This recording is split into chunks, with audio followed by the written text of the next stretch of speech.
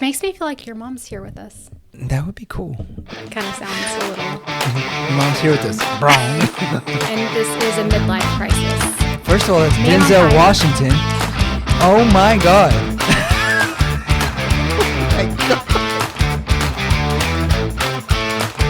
So then who's Morgan Freeman? It'll look like a Michael Myers video. That scares me. Don't say that. A nightlife person, so I would be there at 8 o'clock and be like, guys, I gotta go, it's my bedtime.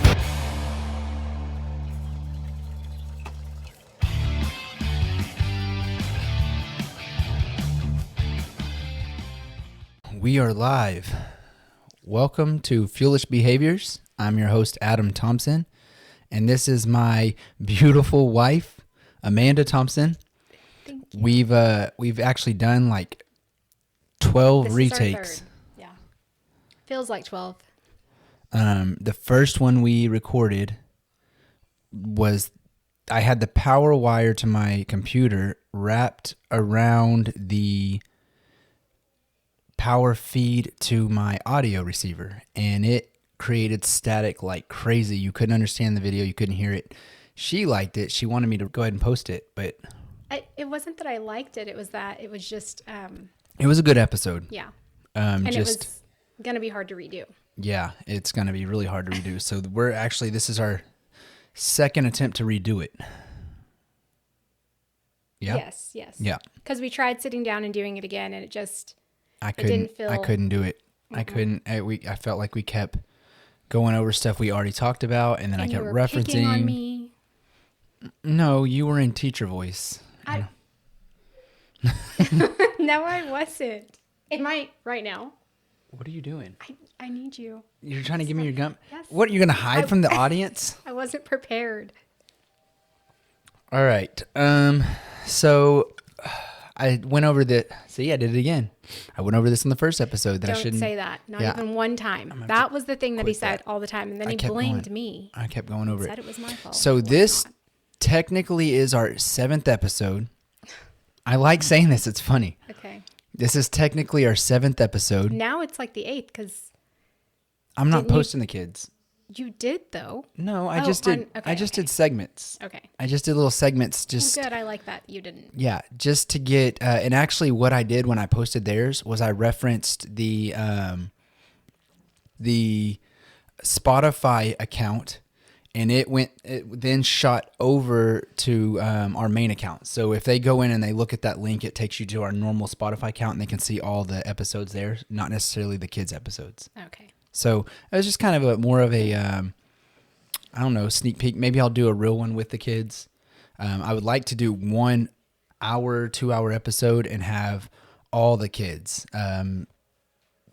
with just kind of a, compilation of them? Yeah. Is that what it's called? Mm-hmm. Yeah. How do you say it? It's a compilation. Compilation. I don't know. I mean, I think maybe. Are you going to be the might British right. breaking it down? Or am I breaking it down? You Like are. aluminium? I've never heard that before. What? Aluminium? Yes. That sounds actually pretty good. It's I like that. That's how it's spelled out. And so the British Aluminium. actually say it, aluminium. Do they really? Mhm. Oh, Yeah. I didn't know that. Okay, well, learn something new every day. I do. All right, so anyways, this is episode 7. We skipped 1 because this will be the one, the intro to MCS Petroleum, the intro to Fuelish Behavior, the intro to what this is all about, why it got started. And But now that I feel like I've heard you say that so many times, I'm so confused and I don't have a clue. yeah, so because this one's technically episode 1, the very first episode I shot was episode 2. Yes. So this is because episode 1 is this one. We started on 2, and then it went 3, 4, 5, 6. So technically this is 7 if you went in order. But because we missed 1, if everything shifted down and episode 2 was 1, then it would go 1, 2, 3, 4, 5. This would technically be 6. But 6.1. but theoretically it's episode 1. Okay. That's why it's funny. That's why I like talking about it. It's confusing is what it is. I mean, that's the way I operate. Okay. It makes sense and it's And confusing. not only that, but it's not going to lay out that way. because you mentioned before, since the way that it's going to lay out when you put this out, it's going to lay out as 7. What, on Spotify? Yeah. I'm still going to call it episode 1. I don't know, because when I post on Spotify, it asks you what season you're in. So we're in season 1. We're going to do 10 episodes a season. So we're in season 1. And then I'm going to put this as episode 1. So it may drop it down. It may not. Either way, jumbling it up, the views come in and maybe seeing this will lead them to watch the other ones. Yeah. Whereas they would have to go down the list to find one to watch it first. Some people do things differently. That's why Star Wars started out with 4, 5, 6. Which that's another thing that in the 70s, you always and have then to remind me. And 1, 2, 3 came out in 2000s, and then 6, 7, 8. No, 7, 8, 9. The fact that you still remember that, I love it. I love it. It's such a cool way to attack something. Yeah, and one weekend we decided to have like binge a watch. Yeah, we decided to binge watch all of Star Wars, which you just did. And we really didn't know which way to go. Yeah, we didn't, and I feel like we should have went the other way. We ended up doing it your way, which was, do you remember? 4, 5, 6. Yeah. Yeah, because that's the way they released. Yeah, but looking back, I feel like I'm sure so many people are going to disagree with me. No, because you're not wrong. You're not wrong. There's so if you go and you look up, there's actually a different sequences of watching them, and you can skip around, you can do stuff, and there's sequences of how you watch them. Well, and so you can watch them to release date, or you can watch them the chronological order 1, 2, 3, 4, 5, 6, and then you can also watch them. There was another one, fan theory. Fan something that they say, well, if you watch this one, it makes this one, and you kind of follow along certain episodes. Kind of like what are they? The Solo? No, not the Han Solo. The, man, we're going to get so off topic here. Star Trek? No, it's the Rogue. The Rogues. Oh, yeah. The Rogues drop back prior to episode 4, but then episode 3, which was filmed the last one in the new age, 2000s, and then Rogue comes out even later than that, so it's a very new one, but it's referencing if you were to release it and make it when it was supposed to be, it would have made it in the 60s. Well, and I'm sure so many people love the Star Wars in the the first ones, the old ones, and I just don't agree. Because that was the cat's pajamas. I mean, that was the new technology that came out. So that's true. But whenever you start with new technology, it made going back and watching the older version hard. It just made it hard and slow. But I don't know if they intended, because I don't think it was called Star Wars Episode 4 when it first came out. I don't know. Somebody had to correct me on that. And what do you mean? The one that we started with? No, I don't think because Star Wars came out originally with an episode. Do you follow me? So everything, Shrek came out with one episode, Matrix, they all came out with one episode. So Star Wars started with this one episode. I don't know if it was called Episode 4. I don't think so. And then the next one came out. No, I don't think that they meant. Well, I don't know. I feel like this is kind of it's up for debate whether they meant to debate between us. I'm sure there's fans that are like, no, you're wrong. Yeah, probably. But I think that there is some who think that they purposely put them out the way they did, and then some who think that they didn't, but then they went back to retell other things that maybe well, because you get these new directors that are like, hey, what if we told the story of Darth Vader? Yeah, which I think that's what happened, which is why people were like, well, watch it this way. So do you think it was intended? Wait, I'm confused. Do you think it was intended, or you think just some director came out and said, hey, we can put this spin? Because then they started coming out with all the different spin-offs that said, let's tell the story of Han Solo. Let's tell the story of, all these different ones. So it's pretty good, interesting. That's why I like it. That's why I like it. Cause it is interesting. I'm more of a Harry Potter fan. The thought, and she just binge watched Harry Potter. And I was hooked. And it was hard for me to get into. Which is my second time to do it. Yeah. We actually binge watched the first time we got back from Universal because we went and rode all the rides. And I'm going to tell this story because I think it's hilarious. But so tell it. I know, but I almost said, I think I already told this story. That's the problem with this, is because I don't know what I told on last episodes, or what because they've already watched episodes. So I don't know what I've told. And they're like, he's telling this story again. But I told this story when this one messed up. Anyways, So we went to Universal, and at this time, Paisley is just a baby. She's 1 or something, 1 or 2. And we rode this Harry Potter ride, and it's a motorcycle ride. And so it's got a little cart on the side, and it mimics a scene in Harry Potter where the guy's riding the motorcycle, and you have a side partner, and then you're doing the ride. Okay. In this ride, I know what story you're going to tell. There's 5 of us that went. It was me, Kobe, Dawson, and Paisley, and Amanda. And in this ride, what you can do, or all rides really, if you have an uneven amount and a baby that can't ride, or not even an uneven amount, but if you have a baby that can't ride, then one parent can stay back with a baby. And it's actually so cool that they do this. Yeah. And the other parent can go ride it. And then they come back and they take over the baby. And then this parent can actually hop the line and pick up right where they left off and go ride it again. So Amanda rides the ride with Kobe and Dawson, and they ride the ride. I'm back with Paisley, and we're sitting in, they put you in a room, and they're playing Harry Potter all over.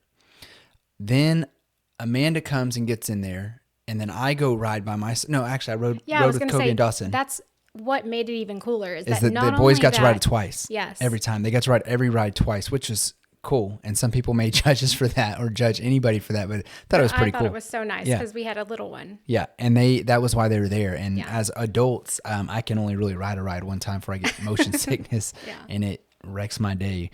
So we go and ride this ride. She comes back. I go and ride it. And I'm sitting in there. I'm getting in line, and when we go to the front of the line, I end up getting put in a slot with another guy. And as we get moved to the front, you get to choose what seat you want. And I'm in the front. I could have chose either seat, but I respectfully asked him, "Hey, do you want which seat do you want?" And this bigger guy with a beard says, "It was huge. I ride a Harley. I ride a Harley at home, and so I'll sit on the motorcycle like it was a real motorcycle." And I was like, okay, so I sit in the little cart next to him and we do the whole ride.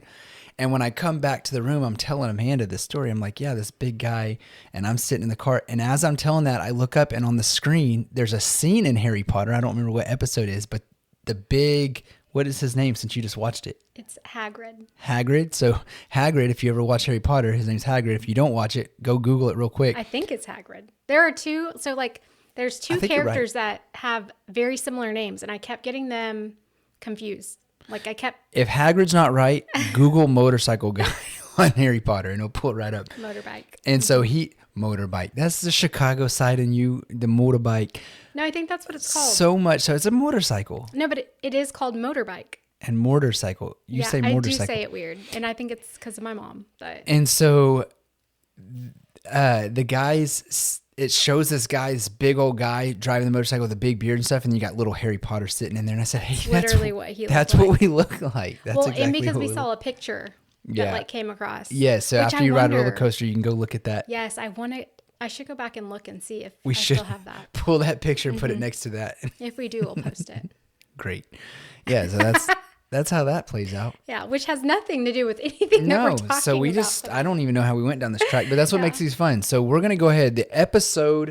This particular episode, we named it Surviving on Coffee, Kids, and Fuel Vapor. Fuel vapor? Vapors. Okay. S. What's the difference? I mean, why not just fuel? I don't know. Okay. I don't drink fuel. Oh. I smell the vapors though. Okay. And you don't just have one vapor. I don't even know if that's a thing. But you don't can vape. Vapor be no, not a vape. Just the smell? Yes, vapors. You never fuel vapors when you're pumping fuel and you're like, ugh, smell.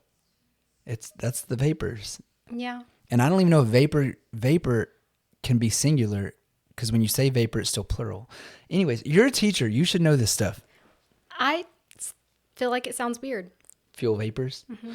All right. But it's okay. I'm your wife. There's an email podcast. You can comment on the section. You tell us if it's fuel vapors. It probably is. Or if we should have just did... If we should have just did fuel. Hold on, but retell it. Surviving on Coffee, Kids, and Fuel Vapors. Oh, okay. I still don't love it, but it's okay. Surviving on Coffee, Kids, and Fuel. Stop myself on that. Hold on. I'm going to read 3 different versions of this. Surviving on coffee, kids, and fuel vapors. Surviving on coffee, kids, and fuel vapor. Or surviving on coffee, kids, and fuel. So you can tell us which one you want. And that'll be the topic. That'll be the header when I go and post this. I don't know. I don't know. I don't know. What's right? What's wrong? I'm probably wrong. I usually am. Even if I'm not, I'm wrong. All right. This episode is going to go over, again, we talked about this, the history of MCS. We did talk about this at the beginning. Stop saying that. At the beginning of this episode, we said we're going to talk about this. So I said go. Right. MCS history, and where it came from, Fuelish behavior, and my little family. That's what I wrote down here. Yeah. Well, actually, we kind of have a big family. Family of 6. We have 4 kids. Yeah. Family of 6. So it's pretty big. Big, and we've got, so much. All right. So again, we break this up in 3 segments. Within each segment, there's 3 topics. We'll kind of touch base on all this. And this is going to be, it was a 2-hour and 22-minute episode, the first one. And it was great. And we didn't talk about Star Wars at all. Or Harry Potter. So this is going to be like a 4-hour episode, which if you go watch either one of those, Harry Potter or Star Wars, those are like 4-hour episodes. Well, and I really 3-hour want to know, episodes. what would others prefer? Prefer what? Harry Potter or Star Wars? Oh, yeah. So, because I feel like those are both like 2. I've never encouraged so many times in one episode to comment on anything. But this one, we got a lot of opinionated stuff. So Harry Potter, Star Wars. Because there are some die-hard Harry Potter fans and die-hard Star Wars fans. I'll hashtag it, and so it'll put all this out there, and it may get a lot of comments. I don't know. And so you're Star Wars. Yes. And I'm Harry Potter. And I'm also going to put on fuel vapors or fuel vapor. I want to know. And if y'all make me right, listen, I'm going to tell you this. She chews extra gum. Don't make him right, please. She chews extra gum, and she told me get the blue one, and I brought the blue one, and she's like, "Oh, I wanted the blue one. This is not the blue one." And it was blue. Polar ice. It was blue. Yeah. And when I posted the picture of the polar ice, the one that she wanted, I would say 99% of people agreed that that's green. That is not true.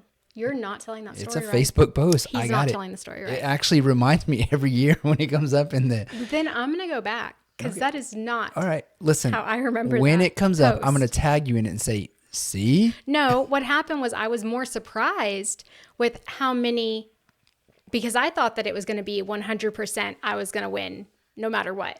Whereas there were a few that sided with you. More like a few sided with you. And you're not telling, no, that's not true. You're will also not telling the story. I will do a whole episode on this. It was about the color of the package, whether it was blue or whether it was more of a green. And I said, look it up. Ice. There's another comment. Ice. Look it up. What is the name of the gum? Extra polar ice. Extra polar ice. What's the blue one? Mint? I think was it mint? Spearmint? Peppermint? But it wasn't Spearmint. another. It wasn't a. It was the blue one. I have 2 of them in my car right now. I will go grab both of them. Yes, I get it. And that's okay. I will go grab both of them. I have one of each in my car right now. I know, and that is blue for sure. But the polar ice is also a blue. Yes, I do have to clarify, because if they look at the spearmint, which is green for sure, like bright green. Yes, then they will be like, this stupid ass. Whereas polar ice is kind of a mix between both. Yes, it's peppermint. No, peppermint is what's in your car, I believe. No, I don't know. We're getting so off topic. Hold on. Let me look this up here. And all this because I am crazy. I'm a crazy person who always has gum. Always. There's one thing that you know. Yes, it's peppermint and polar ice. So the difference between peppermint and polar ice. Yeah. And is polar ice the green is spearmint. Yes. Because green is spearmint. Polar ice is like a blue turquoise green. Or teal. Yeah. Which is more green than blue. And peppermint is blue. I think it's more blue than green. And so anyways, she sent me in the store to get the blue one. She didn't know the name of it. So I brought the blue one back and she said, that is not it. Okay. But also let's just remind everyone that this is also the guy who I have super low B12. So I'm having to take shots of B12, which he gives me shots of B12. If you're talking about something I should have found, Wait, hold on. If you're talking about something I should have found, Because in the gas station, you should have found the polar ice one. you should use the Easter basket one. Chew every day. Tell me that one's not. What do you mean? It was Easter of this year, 2026, and she said, go grab the Easter baskets out of the garage. And my foot had to have been touching it when I looked around and said, I can't find it. That's with everything. And I came in the house and said, I don't know where it's at. And she walked right there and looked straight down. And I remember where I was standing, and I was like, when she said it's right there, like, how did I not see that? Well, when we're done with this, I'm going to go show you where the syringes are, and you're going to think the same thing. So of all this, she trusts me to give her a B12 shot. And not so when you're I have upset given with her, me. I have given her not. numerous B12 shots, and she will not let me do it when I'm mad. No. It'll look like a Michael Myers video. That scares me. Don't say that. But anyways, no, I needed him to get the syringes. All right, we're going to go on. And he could not find them for the life of him, even though I told him exactly where they were on his side of the bathroom in our cabinets in one of the drawers. And I had to go find it. And same thing with the wine opener. Well, to be fair, there's more than one person that drinks wine in this house, and when it's not in the drawer... In the one drawer that you opened. But you want me to go through every cabinet? I can go count right now. I mean, we have like 20-something drawers. There are not 20. That is exaggerating. And he could have looked in the other drawers, but instead he whines. Or here's an idea. And I have to get up and I have to go show him exactly where it is. When you get something out of a spot, put it back in that spot. It was in the drawer. That's not the drawer it goes to. When you move it, I shouldn't have to search. I should be able to go where it goes. Okay, I'm not looking for the lawnmower in the laundry room. But then I know where I put had it. to show you where something else was today too. All right, next. Again, this is broken up in 3 segments, 3 topics within each segment. And we haven't even started. We hadn't even started. I got to the title already, though. It was up for debate. Everything's going to be... Listen, if you haven't noticed, everything is up for debate. And you can comment in every single thing of who's right and wrong, because when we go back and look at the comments and it says that I'm right 99% of the time, then I will have a yoo-hoo moment. Go for it. All right. Segment number 1, MCS Petroleum. No boss, no sleep, no problem. That's what it's titled. But you are the boss. Hold on. It'll make sense. Let's get into the topics within each segment. Okay. So that's the title of the segment. Okay. And maybe I'll change all this. Maybe I'll just jump into topics and do 9 topics instead of a segment with topics. Anyways, topic number 1. This is why it's no boss. Okay. The title of topic 1. Authority and I have a complicated relationship. So I have a hard time having a boss. So the title, No Boss. Okay. That makes sense. Do you apologize? I accept your apology. Because I was not. I accept your apology. And I will accept her apology when y'all comment and tell her how wrong she's been this whole time. Because you 100% have a problem with authority. So if you were going to say that marriage, you aren't a boss. I don't like authority at all. Are you really? Adam Thompson. Comment it. I mean, you do tell me what to do. I just have a problem with it. And I typically do it. Yeah. Except when you say, go get this, and I can't find it, and you have to come do it yourself. You might as well just did it yourself. So, again, I guess that's an authority issue. Yeah, he does. All right. So, within authority, we talk about, this is kind of, I guess this whole segment is no boss, no sleep, no problem. It's the history of MCS Petroleum. I guess I should have put a slash in there, the history of MCS Petroleum. And so when we talk about the authority on, I guess, is one part of why I started MCS Petroleum. Do you agree? Yeah, 100%. Okay. So we're going to go down this path of no authority. Okay. And hopefully you still have people who want to listen to you talk afterwards. Why? Because I've just destroyed you in everything you're wrong at? No, it's just that you really do have a problem with authority. You do feel like you can do so many things and you don't like to be told that you can't. I don't like to be told I can't, because if I really can't and you tell me that I can't, then I will. Yeah. So I guess there's a difference between being told that you can't and really cannot. Like, I can't have a baby. Yeah. So you'd be right. But I can go. That was a really bad. No, because example. that's a physical thing that I can't do versus something that I can do when you say I can't. Why tell everyone that? You're not saying that. Do y'all know that I can't have a baby? No. They don't know? No one needs to know that at all. Well, you're making this way weird. Because do you think that I can have a baby? First, let's clarify that. Only my babies. You can have the baby. Oops. Oh, okay. Yes. And I can be the dad, but I can't physically have a baby. No, I know. That's what I'm getting at. Okay. That's not what I thought you were saying. Whoa. I thought you were. That's what I thought. No. I thought you were TMI 1000. Your mind went so far south. Well, because you can have a baby. Oh. You can't. Oh. But that's why I thought it was a big deal. I thought you were telling the world. Oh, a vasectomy joke? Yes. No, I'm saying I physically can't give birth to a baby. Okay, that makes And then sense. you had a problem with that as if you think that guys No. can have babies. No. And I said, this is not a political actually, thing. I do think, but not Like a seahorse? No. What are you talking? Hold on. Damn it. We are not going to get through this. This is going to be like a 4-hour episode. Hold on. No. What are you saying? I was saying what you originally said is that. That I can have a baby. I just can't anymore. Yes. Okay. I thought you were telling the world that. Well, you just did. No. All I'm saying is that I can't physically have a baby. So if you said you can't have a baby, you're right. However, if you said you can't go start a company, if I can't right then, I will figure it out and go do it. Exactly, yeah. So there's your authority issue there. Mm-hmm. Okay. I don't even know how that even got into that. I'm going to have to rewind that and watch how we just got down that road. All right. So, so I've had a problem with authority basically my whole life. Yeah. I wasn't a bad kid. I wasn't a, what is the word? Rebellious? Yeah. I wasn't really rebellious. Oh, I think you were rebellious. Mm-hmm. I did what I wanted to do. Which is another thing other people can comment on. Yeah. I mean, here's the thing. Especially because I feel like we still are, we still know a lot of people that grew up with you. Yeah.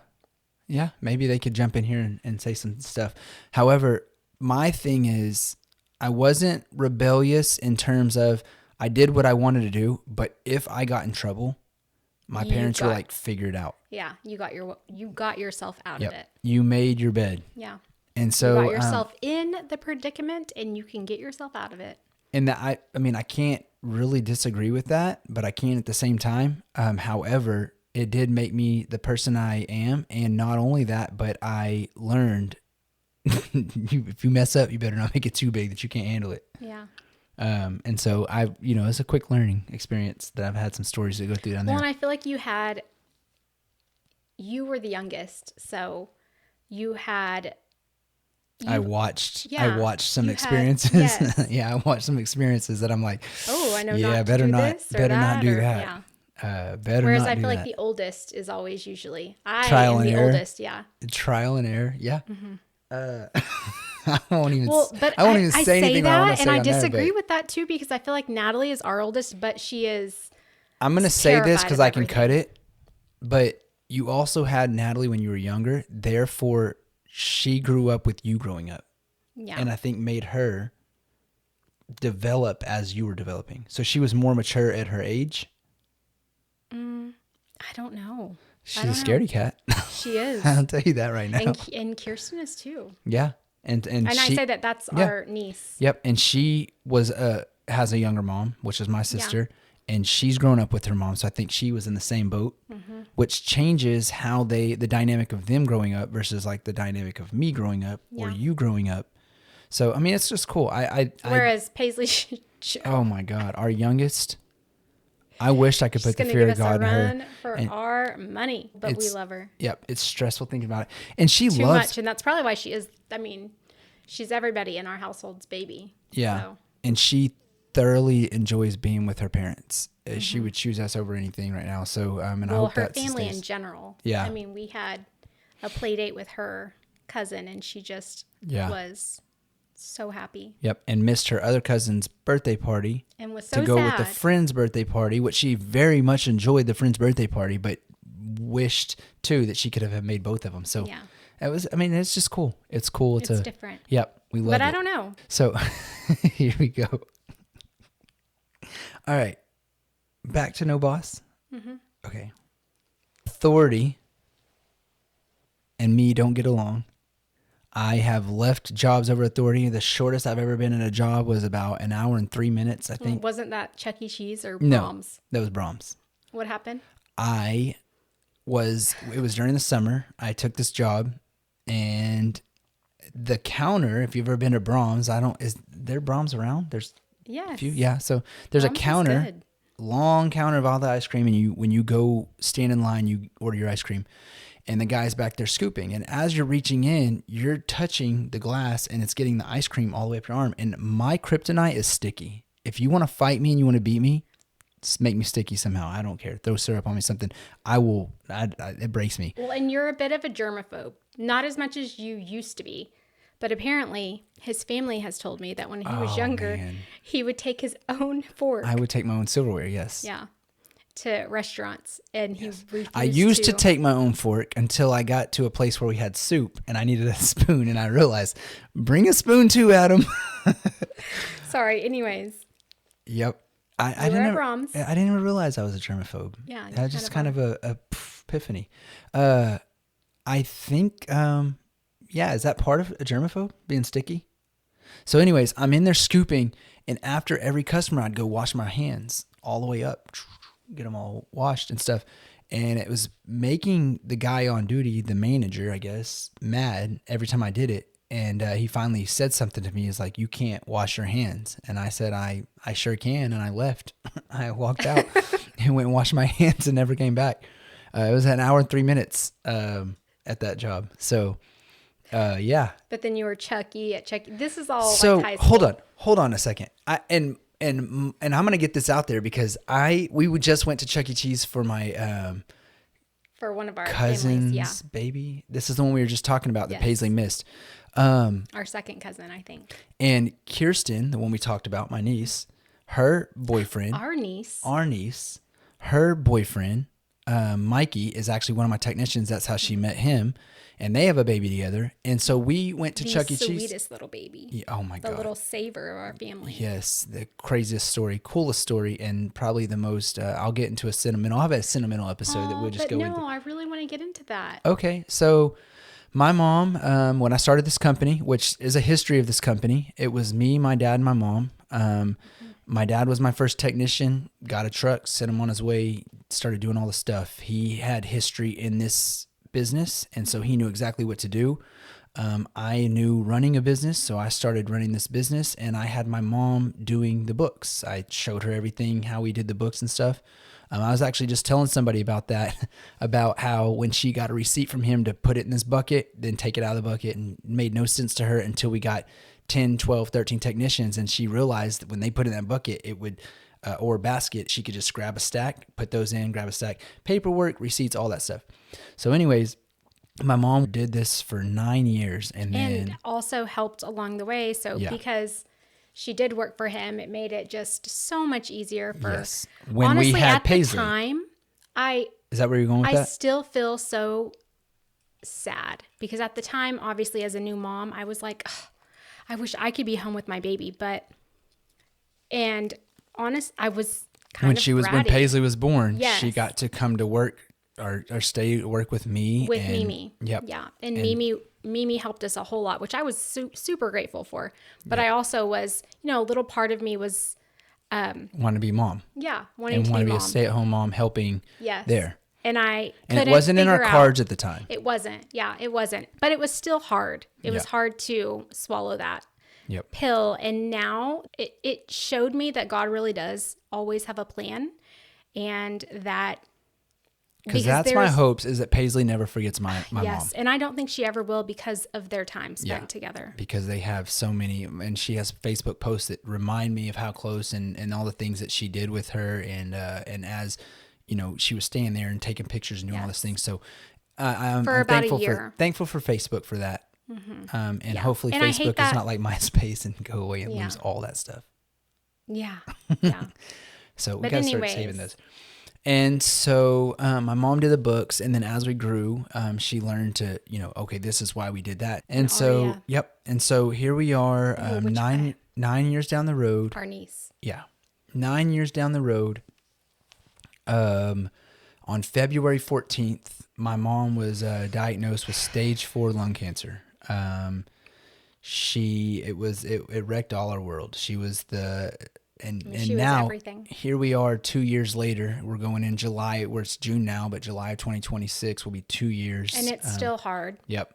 It's super hard. And looking 2 years later where we're at, she was the glue. I feel like the family kind of just trickled apart with that. And she was the hostess. Yep. So much so she planned my grandmother's side of the family. Yes, she planned my grandmother's 85th birthday while she was going through her treatment and stuff, and she passed just like 3 weeks before her birthday. Well, and it was really fast. It was 5 months later. She was diagnosed February 14th, past July 12th. We didn't see it coming.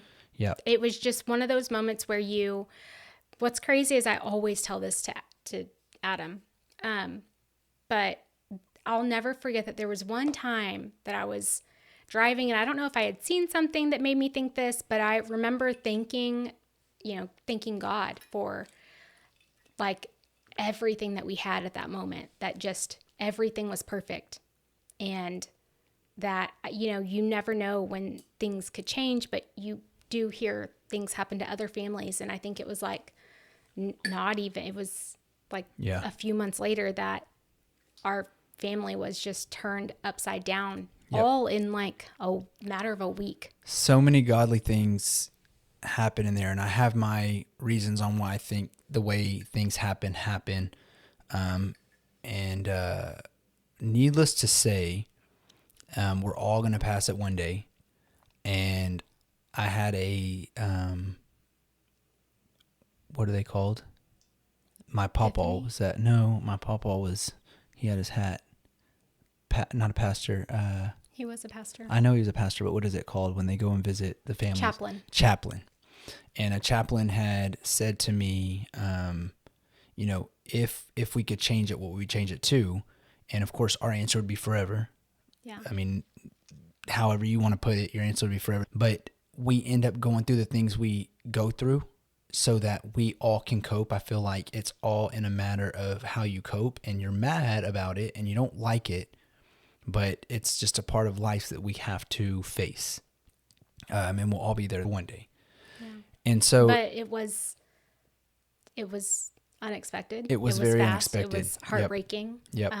But looking back, 5 months of hoping and praying and doing all that we could. And at the end of it, it just so happened to be that our niece she was the first grandbaby. My mom just went home on hospice, I believe. Mm-hmm. Yeah, she did. Yep. So they just sent her home on hospice at approaching month 5.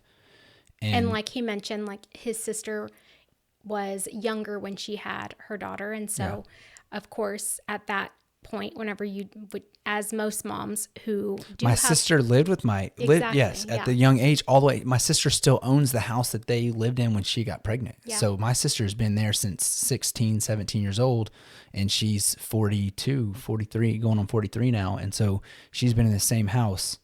And as most moms who do have an involved mom and who do, have a child at a younger age, her mom was very much involved in that first grandbaby. Yep. In helping raise her. And so we got the news that she was pregnant and expecting, and that was right at the end of everything. Yep. Which was And so it was sad to watch my mom. I can only describe it as mourning her life, mourning the things that she's not going to be a part of, and going through, the parts that it was hard for.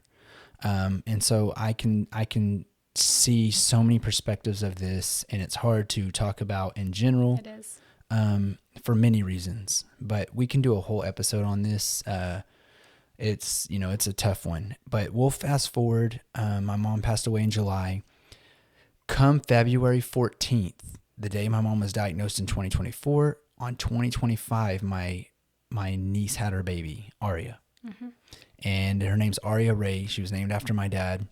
Which another little... And her stepdad, Kirsten's stepdad. And when our niece was a baby, one thing that my mother-in-law sang to her when she was a baby, which also I sang to Paisley Jo or with our daughter when she was a baby, was "You Are My Sunshine." And so being a ray of sunshine has kind of always been our little thing, which I'm sure that's so many others. But the fact that she added that ray, in there was really significant. One of those meaning names. Yeah.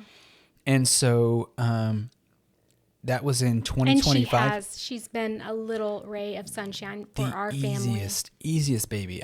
We've watched her numerous times and I've never heard her cry. She's but a happy. Portion. Mm-hmm. She's left-handed. Well, I was going to get to that. Like yes. her great Mimi. I think we have 3 left-handed people in our family. That was my mom, my cousin, and now Aria. Mm-hmm. And out of the giant family that we have, that's just crazy that she's at 1 year old putting things in her left hand and just holding it. I still cannot believe it because I watch her. She's so left-handed. Not only that, but there's a story that Kirsten and Mikey had told that one day, I guess a picture fell. She grabbed the picture and she brought it over and she was just getting into a kissing stage and she was kissing on this picture and they picked it up from her and it was my mom. Yeah.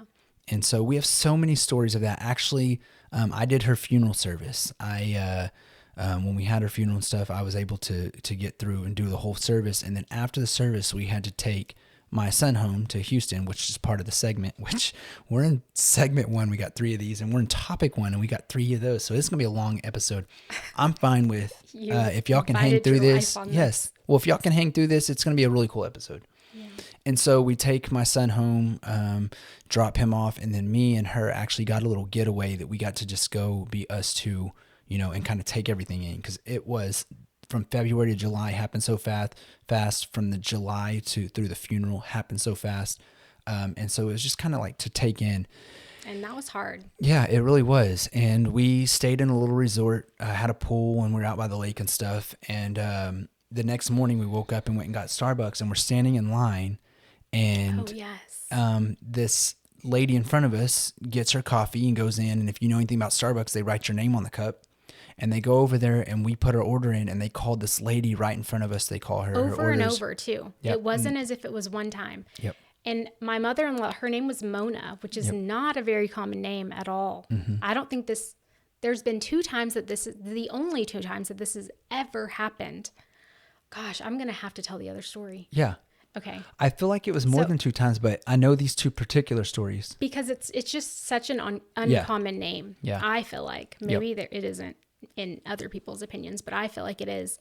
And we just are randomly in this resort that we were at and kept hearing the barista say Mona over and over again, calling for Mona. And of course, that's the only thing on our minds at that point. And it just, I don't know. It just was... No, absolutely. And we can tell the other story too. But if we're going to tell stories... the other story is a little bit more significant because of... The cheerleading? Yes. Yeah. Because it was one of the first... If there was one thing about his mom, is that she loved going to her grandkids stuff. Mm-hmm. Baseball, football, everything. Even her son's things. Like she would sometimes go to your recreational softball. Yeah, I played church league softball, and married. My parents would be there supporting me. They would be there, and my parents, they were a little bit different. My parents are definitely like so big on like celebrations and stuff, but that is just not something that they really do. And so it was kind of weird to me at first when his parents would be at all of these adult recreational softball leagues. And I didn't think any different. I mean, it was just what he was used to. It was just cool. We'd go have dinner and then go to my game. And it was just, I don't know. But I will say one of the teams I played for, needless to say, they went to everything. Their family came. So I will say that. Who? What? Andrew's whole family. They all showed up to one of your friends. Softball games. The same. Yes, they all showed up. And I still thought it was a little weird. They all showed up to our softball games. that's all I know about. That's all. When I think of Andrew's family, I think of them in the same way that I feel like. Because it's a tight-knit family. Yeah. When you talk about a tight-knit But family, it's an they adult just... recreational It is. softball league. I can at least step back and say that's weird for your for your parents to go watch I your game. It's really great. No, I'm on both sides of that. I can step back and say, if somebody said your parents go to your adult softball league game, however, it's that we're such a tight knit family. Yeah, exactly. It does show that. I could see gonna myself support each going other no if matter I'm what. 60 and I have nothing to do, going to my kids' I can stuff. too. And I could see Kobe and Dawson playing adult league softball because he enjoys sports. But when he gets to a job that he's not, his job is not sports, and he wants to keep playing basketball or whatever, I could see us going to that. Yeah, me too. And so it's not as weird as it sounds when you start thinking back as a parent. Yes. And so I can appreciate that. Yeah. But so needless to say, since they did that for him, Yeah. they went to everything. Yeah. Every little thing, every big thing of our Yep. children's. And so she died in July. And so August came around and it was football season. Yeah, and it was the first. Yeah. It was really the first big thing our daughter had. And so we, I thought she did cheer. She did cheer before that. Or was that her first year in cheer? No, it was her first year. So it's her first year in cheer. So there's our high school in our neighborhood, they develop from here all the way up. And so they have their like peewee juniors, all these football teams, cheerleaders, all these things. They build them up. And so it gets bigger and bigger and bigger until you're in high school. And then you can, you kind of develop through the system. So it's kind of cool thing. And she's been on that cheerleading side, and we put her in that, and we go to, was it their first big show off? Show off, yes. So all the things they learned in cheer, and they did all ages. Well, and it was I want to say it was at the high school, an Eaton high school game. Something like that. Was it I don't know. No, I think it was just Maybe we just I'm showed wrong. up and they just did a cheer thing. I Okay, think because they had maybe. all the groups there. Yeah, I think you're right. And we're sitting there, and a coach comes walking over and turn, and Amanda, see, she's been the one who's always done this because I think there's more than just these two stories. And she had bumped me, and she's like, "Look!" And I look over, and I took a picture of it, and it says Coach Mona on it, and so it's just really cool. Spelled the exact same way. Just Yep. I mean, and never. That is never, and I don't know. Maybe I've never like noticed it because it's never meant as much as it did when I saw it afterwards. And it was our first big thing. And I was already having all the emotions of like his mom would be there and not having her there. And it was hard. But I do feel like it was something that made it a little bit easier for you because you really struggled with like needing a sign from her. Yes. So I actually had, cool story during her funeral. My uncle plays a guitar. I plan on having him on one of these episodes. My oldest daughter, she sings. And so I actually had her, asked her if she was comfortable, and she sang, what's the song? Na na na na na na na na na na. Yeah. Show me a sign. And for some time. reason, I was attracted to this song. Show me where love is. Shine down? Shine down. No. Shine on me. Is it? Heaven, let your light shine down. Whoa. Heaven, let yes. Yes. So the lyrics of the song is, give me What will I find? Yeah. Give me a sign. What will I find? So his family. Very metaphorical. Mm-hmm. So when I did her service, and actually as she was passing, I got to go say bye to her, and I told her, and we've talked about this. I asked her, I said, remember to show me that you made it there. So I had a friend pass away. He was 21. We went out that night, and on his way home, he got in a wreck and passed away. And we found out later, the cops came to the door and told us. But ever since then, we have a thing that says, text us when you get there. Text us when you ride. Show us, just give us a text message. I'll wake up and see it. And so that was my thing with my mom was, let me know that you made it. And that was a big significance in that song was give me a sign. And it was something that you really struggled with. Yeah, and I still do. I still today really struggled with. I still today because I want the. He wants a physical. I want the Jesus 3 days you risen. Come talk to me. Come see me. Mm-hmm. And I don't think I'll ever get that. So if anyone also has any words of wisdom or I'll take it. advice, I'll take he it. will take it all day. I will say this though. when my mom was first diagnosed, we went to her oncologist appointment, and there was a bowl of marbles. And it was sponsored by a group that paid for the marbles and donates money to the Cancer Fund Society. And I grabbed a marble and put it in my pocket. That day after her treatment, after the appointment, I had to go pick up my daughter from school. I drove to her school, picked her up, put her in the car like I usually do, get her out of the after school program. And I'm taking her to dance.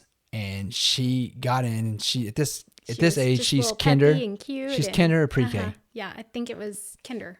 So she's, backpack's bigger than she is. She's got pre-K. Was it pre-K? Yeah. It was pre-K. So she's got this giant backpack. I walk her in my car, and every day, we have this conversation when we get to the car, and I open the door, she gets in. She puts her backpack in the floor and gets in her car seat and is buckling up. And she goes, "Dad, I got something for you." And she's picking her backpack up, and she's digging through it, and she pulls out this marble and says, "Hey, look, Dad, look what I have." And which is so Paisley. It blew my mind. I mean, I was just like, what in the world? And I said, "Hold on, baby, I got something for you too." So I reach in my pocket and I pull out a marble, and I said, "Look at that." And it was crazy to me, but to watch her face be so mind blown and baffled on why would I have a marble when she had a marble. That they both had a little piece of hope. Yep. And so I saw signs coming back from Houston. We're going to get into that here in a little bit. But on my way back, I saw a sign that I sent to my mom that said, "Relax, God's with you." And I thought that was a sign that she'll be okay. And now, hindsight, looking back, it was that God was taking our steps. It was one of those things. There's a story about God, I was walking with you, or Jesus, I was walking with you, and we had 2 steps, and all of a sudden I look back and there's 1 set of steps, and Jesus replied back to hers, "Because I was carrying you. So the steps you were seeing were mine." And I realized from that point, that sometimes we want the hope, and it's more that he's walking with us or walking for us, which is the whole story of the cross. He lived and died, suffered, did everything on the cross for us, and that when he rose, we don't have to go through that. And I think back, because my mom went through a very tragic, it's kind of watching somebody suffocate. It was awful. It was terrible. It was the hardest last conversation I ever had with her, or anybody at that matter. But even then, when you think of Jesus' death, to carry a cross up a hill, after his flesh hanging off of him and bleeding and going through all the stuff, the crowns, and not only that, but the humiliation, naked people throwing stuff at him, spitting on him and stuff, and then getting up there and being nailed to a cross, putting up there the most tragic way you could possibly die. And you didn't understand it. Yeah. And you watch somebody go through some pain and hopefully think that at least we didn't have to go through that. I don't know if there's a difference, honestly. Well, and that's what I love about you, is that regardless of how much, because we had so much hope, regardless of how much hope and how we did feel like that was just taken as quickly as it was, and did cause you so much pain and questions and anguish. Like, you still, it's never been a matter of like whether there is a God or there isn't. It's just been a matter of this is part of the process. Mm-hmm. Just part of the process. Or show me something. Show me the way. Show me how to get out when I'm drowning. It's part of life. So I feel like our faith has never faltered through any of this. So, anyone who does have advice, or, just reach know out. That we'll be happy very to talk to rooted in our faith of actually not talk to you, but talk with you, because I'm sure anybody that hears a story maybe can give us some advice as well. And that's the one thing, again. Just because I know there's so many people that, don't believe the things that we do. Yeah. And just so that they know that, I will say this. This isn't a matter of whether we believe or not, because we do.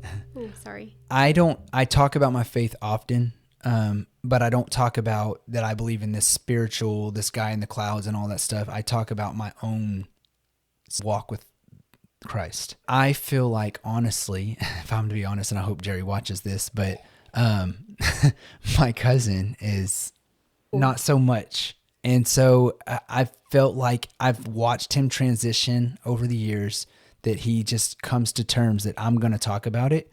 And I've had spiritual talks with my guys in the office that said, look, this is what God's done for you. And you've got to understand and appreciate it rather than think he's against you or that he doesn't exist or whatever. And Jerry takes it in. And so if there's one thing that my life is not only for my kids and my wife and my family, but for him, everything that he's done for me, I hope that that's one thing I give him is his eternal destination. And eventually you will. I'll get there. He'll get there. So he'll watch this and say that. Boom. All right. Hopefully he's okay with what you just said. I don't care if he is or not. He'll get there. He'll get there. We care about what Jerry thinks. He loves me to death. Always. And he knows I feel like one day he'll trust me enough to trust what my belief is.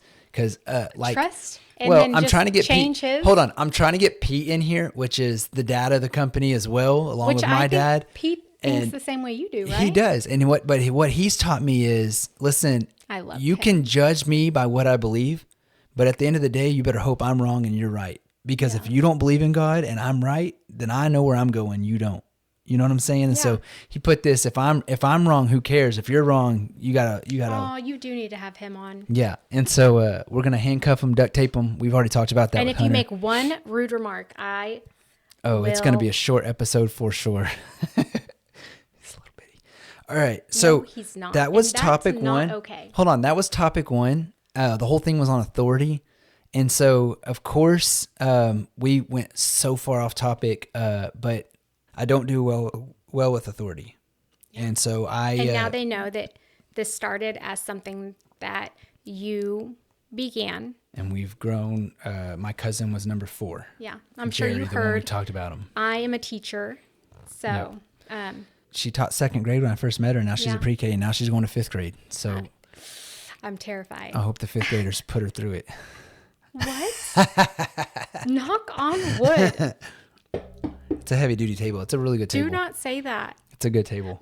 Our kids are the only thing that keeps me like thinking that maybe I can get through this, because I know that all other teachers, if they know me, then they're worried for me, because I am very much a preschool teacher. I feel like I talk like a pre-K teacher.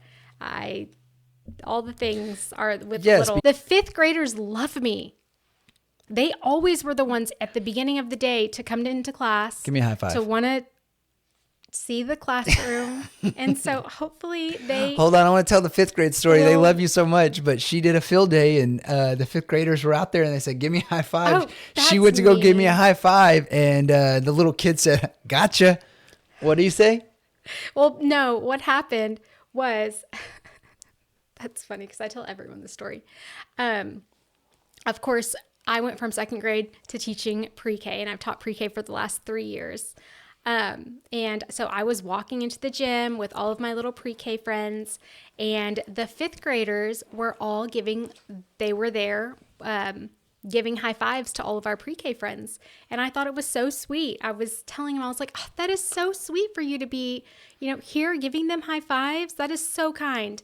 And so they put their hand up to give me a high five, and I went to go give them really into it, giving them a high five, and they pulled their hand back and said, psych. And I just... And this is what she's teaching. She's going to have to do 2 things, get thick skin and match their energy. Had no clue how to handle it and just kept walking. You're going to have to learn. You're going to have to learn to be just as... Because I was just so distraught because I was so nice. Just as diabolical. And of course, they all just cracked up. You're going to have to learn. My little pre-K friends, they did still give all of the pre-K kids high fives after that. Okay, so that made up for it. Can we go into topic 2 here? Yes. All right, so the first one was authority. Second one, topic 2. This is titled Side Hustles Before It Was Cool. Man, that's a really good topic 1. We got a long way to go, but that was a good topic 1. Mm-hmm. So side hustles were before it was cool. Which makes me feel like What? Like your mom's here with us. That would be cool. Don't put that in. Tweet it. Just even my comment, that kind of sounds a little Your mom's crazy. here with us. Wrong. Well, just In general, that sounds weird for me to say, but I do feel like that. Oh, it's gonna be one of the Mimi with the goats. It's gonna be one of the. It's gonna be the first thing when the music comes in. Your mom's here with us, and then it's gonna go into the other funny things, and then Which it'll go into. she would do. We got this. All right. Topic number 2. It's called side hustles before it was cool. Right? All right. Side hustles before it was cool was pretty much your idea for a topic to go over the entrepreneurship of, and which is what I did a whole episode with her brother on. Yeah. Well, just because I feel like a lot of younger, gosh, this is going to be a little bit longer than what I would want, but I feel like I'm always telling our son, Kobe, that he needs to really be thinking about what he's interested in, what he likes, what he might want to go to college for. And if he doesn't go to college, what else is he going to do in place of that? Because I feel like figuring out what you're going to do in life comes way faster than you think. And so I think that what he can talk about in this segment or topic or whatever. What is it that you call it? It's a topic. Topic. Whatever you... To a segment. Things that you could talk about in this topic. I've struggled so hard on distinguishing those. Like, can help others that might wonder what they, are interested in, or wonder maybe they feel a certain way, or maybe they've had certain experiences, or maybe they're scared to make the jump, and maybe it can help them. Well, you got two dynamics here. Hold on. You got two dynamics here. One was college. She went to college. She became a teacher. But my way was a little bit more secure. She's telling all the kids, you got to go to college. And you have me, who I'll get into here in a minute. He didn't. Which is totally fine too. I did to a point, and I want to get into that because I thought that was a cool little topic to get into. But not so much school. And the school that I did go to, I came out with knowledge and not a degree, and therefore it kind of helped me along the way. And I think, to me, what school should be is the knowledge portion, not the paper that says you can do something. For instance, if a doctor came out with a degree but didn't really know how the heart works versus somebody who knows the heart inside and out, but they don't have a paper that says they do, who would you want working on your heart? And so to me, it's just this dynamic of school, no school. And I don't think you're wrong either way. I think you have to have the mindset to go one way or another, which is the most phenomenal thing that I think high schools have done is doing these trade things. You have cosmetology, you have shop mechanics, you have plumbing and electrical. They're expediting your licenses for all these different things that would take you additional couple years out of high school to go get versus having that knowledge coming out of high school. Yeah, but it's still something that I just feel like so many people say they're young. You want them to worry about being a kid, but it does sneak up on you. It does. Yep. Well, and you do have to know when you go sign up for college, which honestly you start doing in 11th grade, Yeah. I think it's only 11th grade. I don't think anybody cares really about 9th and 10th. I mean, yes, your GPA there is and stuff. no I don't but know it's like yet. the 11th grade is the number. Yeah. 12th, they're just waiting for you to get out of school. Unless you have time to waste and money to spend, Yeah. no, you do have to know. Yeah. And so if you can't get a scholarship, that's a hard one to really, put yourself in debt to go do. And starting your own company, that's scary. Yeah. I mean, it's how you see it. I do. I think it's scary, but that's because I'm not as... It's funny because I was talking to somebody the other day and I said, my sure biggest maybe investment... You don't think it's scary. Well, they asked me. The particular guy asked me and he said, what do you have your money invested in? I said, myself. I don't put my money in stocks. I don't put my money in 401k. I don't put my money... Okay, but you should. I got $20 over here or something. It's nothing crazy, nothing to talk about. Okay, we have $20 over here. I have a bunch of money invested in myself that when I decide to do something, it's more out of what do I think, or if I'm going to set my mind to something, I'm going to do it. And so I know who's got my back and I know what's going on, and that's my family and that's God. And so I know that if I try it, either I'm going to succeed or it's going to lead me to another position to try something new. You have to have the mindset of one or the other. Either you're going to succeed without a degree, or you get a degree to lead yourself to something. But you have also made sure to get certified in a lot of random Yeah, things. I to have a fall plumbing back license. on. I do have a plumbing license. Is that what you're leading to? Yeah. So my And other dad, things. I feel like you kind a of know bartender. how to do. You've never been a bartender. I've never been a bartender, So but why I would did you get, say that? because I did get my TABC. I went and took like a 3-week class to get my TABC license. Why? I don't even know this. Yeah. So me and Blake, he's a friend of mine. That's the one that earlier I was talking about that passed away. But me and him, Why have you never we told got on your our wife motorcycles this? and we rode to this class 3 weeks. But you're probably not certified anymore. Oh no, you have to renew your T. Yeah. But I mean, I know what it takes to get your TABC license. If I wanted to go be a bartender, Yeah. I don't I'm know not a why. nightlife person, so I would be there at 8:00 and be like, guys, I gotta go. It's my bedtime. There's no way I could be a bartender. However, I was one to put my eggs in so many baskets to see which one was more comfortable. Because honestly, what the dream was, Which is kind of, in my opinion, it's a great example to set for others that are younger. yeah. Well, you can't do anything from the couch. That maybe don't want to take the secure route. Yeah. Then dip your hand in lots of little things starting at a younger age, because you See, did yeah. start a business at a younger age. Yeah. Which honestly, I'm so surprised, because so many of Kobe's friends that he tells me about, and Kobe himself, I never thought he would be as Ambitious. as he is. Yeah. And he has so many friends that have started their own businesses, and Well, that's why I think they're because 15. And so many different businesses too. So it's not like the same if you hang with ambition, you're going to be ambitious. That's what they said. Show me your friends. I'm such a believer in that. Yeah. Show me your friends, and I'll show you who you're going to be. Future. Yeah. I mean, you are who you hang I've always around. said that to our kids. Yeah. Yep. It's just a huge and deal. you can always lead the way too. It's just more common to. Well, we see it. I mean, our kids have always hung around with us. We've always went and did stuff, and now we've watched, Natalie go with her friends, and now Kobe's starting on his track to go with his friends. And so if we led him to the right friends, then they're going to guide him where we should have or could have or did. Mm-hmm. And then, of course, we've got Dawson and Paisley. Well, we'll do the same thing. Yeah. And just guiding and leading them. So I think being a family of entrepreneurs, being a family of ambition, hard work, I believe that they're going to all go down that same road, that being lazy is not an option, taking care of what needs to be taken care of. But we were at Side Hustle. That's funny because we're so far at the top, it's not even funny. So Side Hustle is basically the companies that I have did on the side. It was called Side Hustles before it was cool. I did financial investments. I did annuities. I did landscaping. I did so many different things. I have so many different businesses that I had started, and some of them I just kind of let go. Some of them I actually built up and sold. And I think entrepreneurship was my thing, because we talk about the last topic, I don't like authority. So starting my own company was like the thing. Mm-hmm. If you can't sit at a table, build your own. I will always stand by that. If somebody doesn't want you sitting there, go build your own and have your own people. Or if, in your case, you don't like what is happening at the table, then go start. If you're not invited, or if the table is it's not serving what you want, go get your own table. Like has been, yeah.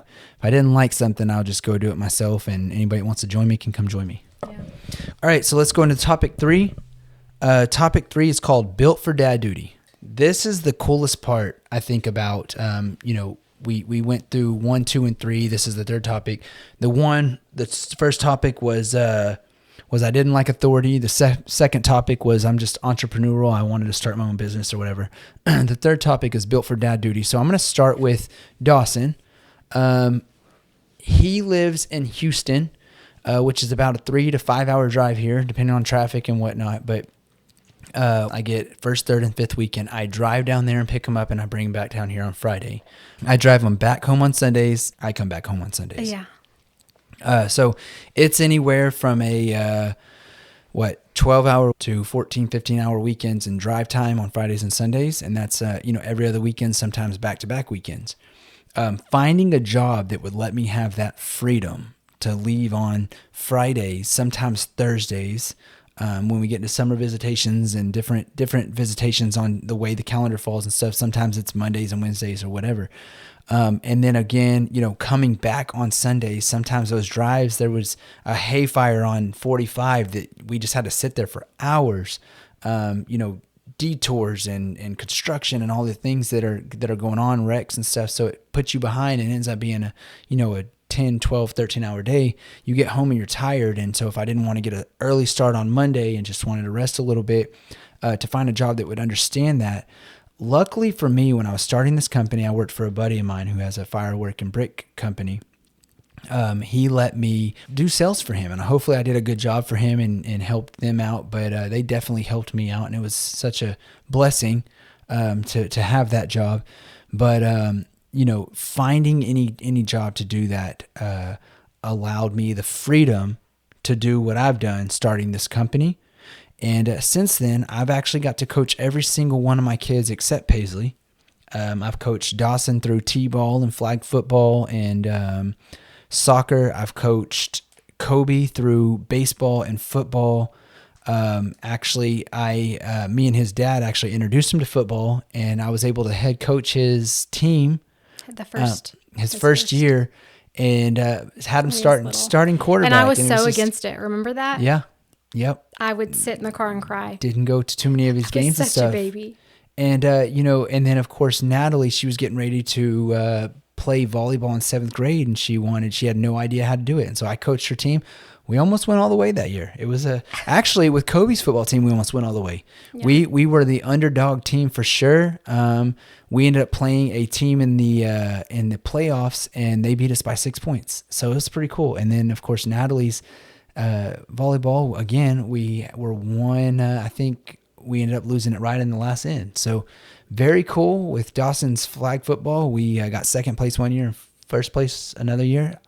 That's an accomplishment. I like that. Our kids get to sense the losing or almost there to not stop trying and keep moving forward. So and I don't feel like Paisley is losing out. No, also. Oh God, no! I don't teach dance, so that's her thing. But had I taught dance, I think we would be not doing any better than she's already doing it. Yeah, you were in her dance, though. We do daddy-daughter dance. I've done 2 of them so far. You did have to make her. You made her teach you.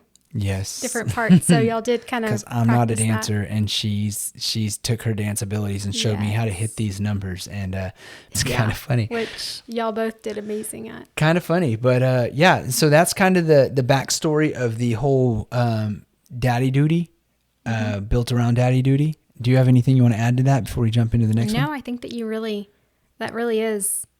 You do a good job of being dad. Well, I would hope that being husband is number one, but being dad kind of goes along with that. And I feel like you do, no matter what, make us your priority of family all man. Things. He's such guy. A family man. He likes to be with us all the time. And so, of course, there's so much why you have to go to Houston. Behind the scenes? What are you talking about? Not even behind the scenes. There's just, some background. Like, it wasn't an option whether we were or whether he was or was not. So his mom decided to move to Houston. Her family lives there. Yes. And so she moved there with his family, and I had to move, and I could answer so many questions on all this. Yeah, and you tried. Yeah. It just, he grew up here. Dawson's mom grew up in the Houston area, and so it just and we was have a good matter relationship of now. Yes, we went through some what stuff. was going to be best for Dawson, and honestly, what was going to be best for his mom too, because that's where she had support, and that's where she had family, and you had support here, and so it was a matter of just making it work. And the best way for our family to make it work was for you to drive and pick him up, and not picking him up, missing even one single weekend with him was not an option. Yep. And he's 12, and it still has never been an option. And honestly, I will say most people who kind of look at the situation, there are some that's like, that's awesome. There are others that are like, he probably hates it. Never. He has never, ever complained about the 2.5 hours of just dad time that he gets in the car with his dad. It's always and been, you always make it fun, or we always make it fun when we go. Yeah. And so, but not getting him was not an option. And so, and I feel like that has always been your number one, has been us, your family. Yeah. And our kids. And doing what was going to be best for them, even when sometimes I will tell you to not. I'm like, listen. So just recently, this is just so random. Just recently, our daughter had like her end of year school party, and I'm at her school too. So I'm a teacher there. And so my husband, he's so big on going to everything, every event. Like I said, he's just always about being there for our kids. And I'm like, no, it's fine. She's All their going to field be days, right there. concerts, pageants. It's a half end of the day. year. They're not going to be doing anything but playing on the playground, just like work. You're good. And it was so hard for you to let that go. It was. That one was hard. It was her end of the year. And I was like, do not. She's going to come straight to my room. Well, but there's actually a video. It was her pre-K graduation, I think. Yeah. And I'm sitting in and I walk in. Kinder graduation. Yes, it was kinder. You're right. Yeah. So I walk in and one of the teachers like, hey, we saved you a seat, and they got me in the front row. And so I'm sitting in the front row. And so I'm kind of in the front row off from where they come in. And I'm looking back, obviously watching the kids come in, and I watch her and she's looking around. I mean, she is like just focused on finding me. And so I've got it on video of her walking around. Is a big daddy's girl. And the further she got, the more discouraged she got, because she got up to a point where she's where like, is he? I can't find him. And Where she are they? like, even her eyes, she was looking with her eyes and then her head would turn. Like, it was just the coolest thing to watch. But when me and her locked eyes, the smile just lit up the room. And so it was the coolest thing. And it actually got, I think. And it was definitely your why. Like, oh, this is why. Yes. And when I had posted that really quick amount and comments and all kinds of stuff of people that, you know, have their kids are growing up, that was the biggest comments where I wished I had those days back. You know, my kids are grown, and I just, you know, what an amazing feeling. Which I guess for me as a teacher, who I see really, you know, hardworking families too. I'm on the other side of like, there's a lot of days that they allow and ask for the parents to like come up to school. And I get that that's not able to happen for, you know, some families that just really can't take off, or maybe they have another child who has been sick a whole lot. And so they have no days left. And so I don't know. I try and like make it like, it's okay. It's okay if they're not there. You know, they're working. They're working so that they can provide all the wonderful things that they do for you. And so. But when you find a teacher that's as passionate as this woman right here, you don't have to worry about that, because she steps in as a mother figure as well. And I say that in the most wild way, because she knows she's not a mom to these kids, but the kids love her as if they were a second mom. And so to have that to send your kids to, because I've never thought twice about where our kids are going. I've never had to worry, you know, hopefully they're having a good day and stuff. One day I was dropping Paisley off to daycare, and she ran. I mean, it was the hardest thing. And I actually called Amanda the next day and said, if you wanted to go to this daycare, you're taking her tomorrow. I'm not doing it. This was the hardest thing. It was the saddest thing watching her. I ended up having to take off of. She was done. No, I think you said, oh yeah, the next year. Yeah. You said, you know, I'll take her tomorrow. And we didn't. Her first social setting. Yep. And we ended up putting her back into a family daycare that we knew. It was, you know, the mother-in-law of her brother. And that's where she finished off until she started school. Actually, until Amanda took off her year to teach at the Mother's Day Out program that she got to go to school with her. And Paisley's known no different since then. She's taught at her school that she's been at. She's taught at the daycare. But you know what? I remember being in elementary school, and this lady would come up and pour chocolate milk in this kid's chocolate ice cream and stir it up and make a chocolate shake and stuff. And realizing that was his mom, and knowing, or his grandmother, I don't remember which one it was, but knowing how cool that is to have a family member there that looks out for you. You know, going through school, I still have that memory to know that these kids that she's taught at or teaching at has that she acts as the second mom or whatever to these kids. That just gives them that environment. And that is what we want to send our kids to school for. Yeah. Right? Would you agree? And cool. We are very blessed because they've had amazing teachers. So that's Built for Dad Duty. We're going to hop into segment 2. I don't know how fast all this. 2? You mean 3? No. It's 3. This is the second segment. I've got the paper. No, it's 3. Okay, but I can say 3, Topic but that doesn't 3? change it. What? Topic 3? No. Topic 3 was dad duty of segment 1. A 4? I don't know. 4. Go ahead. What are you saying? Confused. You're just saying numbers now? I don't know where you're going with that. No, this is segment 2. We're about to get into 3 topics, Oh my and then we'll have goodness. segment 3. I know we've went off, but this is going to be this may be a 3-hour episode. We'll see how many people watch this, but I think we've hit some very cool points that I think people will watch. So anyways, segment 2, legitimately segment 2. Segment 2 is Fuelish Behavior, the midlife crisis that got a microphone. And this is a midlife crisis. It's not. It is. We're 40. That's like, is that midlife? No, I I'm going to feel be like it 100. is. I'm going to live to 100. If it's perimenopause time, which it is, we're midlife. Is that something you talk about? No, don't say that. I'm not cutting that. Cut it. Don't say that. No, cut it. I didn't say it. You said I it. didn't mean to. No. But this is a midlife crisis. Okay. Why would you say that? If it's a midlife crisis, it's a midlife I crisis. mean, that's but embarrassing. a midlife crisis is You embarrassing? need to start a podcast at 40. Hold on. Almost 41. Debatable. All right. Next. Fuelish Behavior, the midlife crisis that got the microphone. Okay. Topic 1. Violating HR policies. This is a segment, the story of the name of why podcasts got created. So I am having, first of all, I had the first 4 episodes with my office and one of my technicians to kind of talk about the dynamic of the company. And then I had actually her brother come on to talk about entrepreneurship in the Tesla, or I guess EV cars, but we talked about Tesla a lot because of the fact me and him both drive a Tesla. Yeah. Made my drive to Houston so much easier, by the way. Go watch that episode 6, I believe. Super cool episode. Debatable. No, absolutely. Easier or more dangerous? I don't know. You ride with me all the time in it, and you don't think it.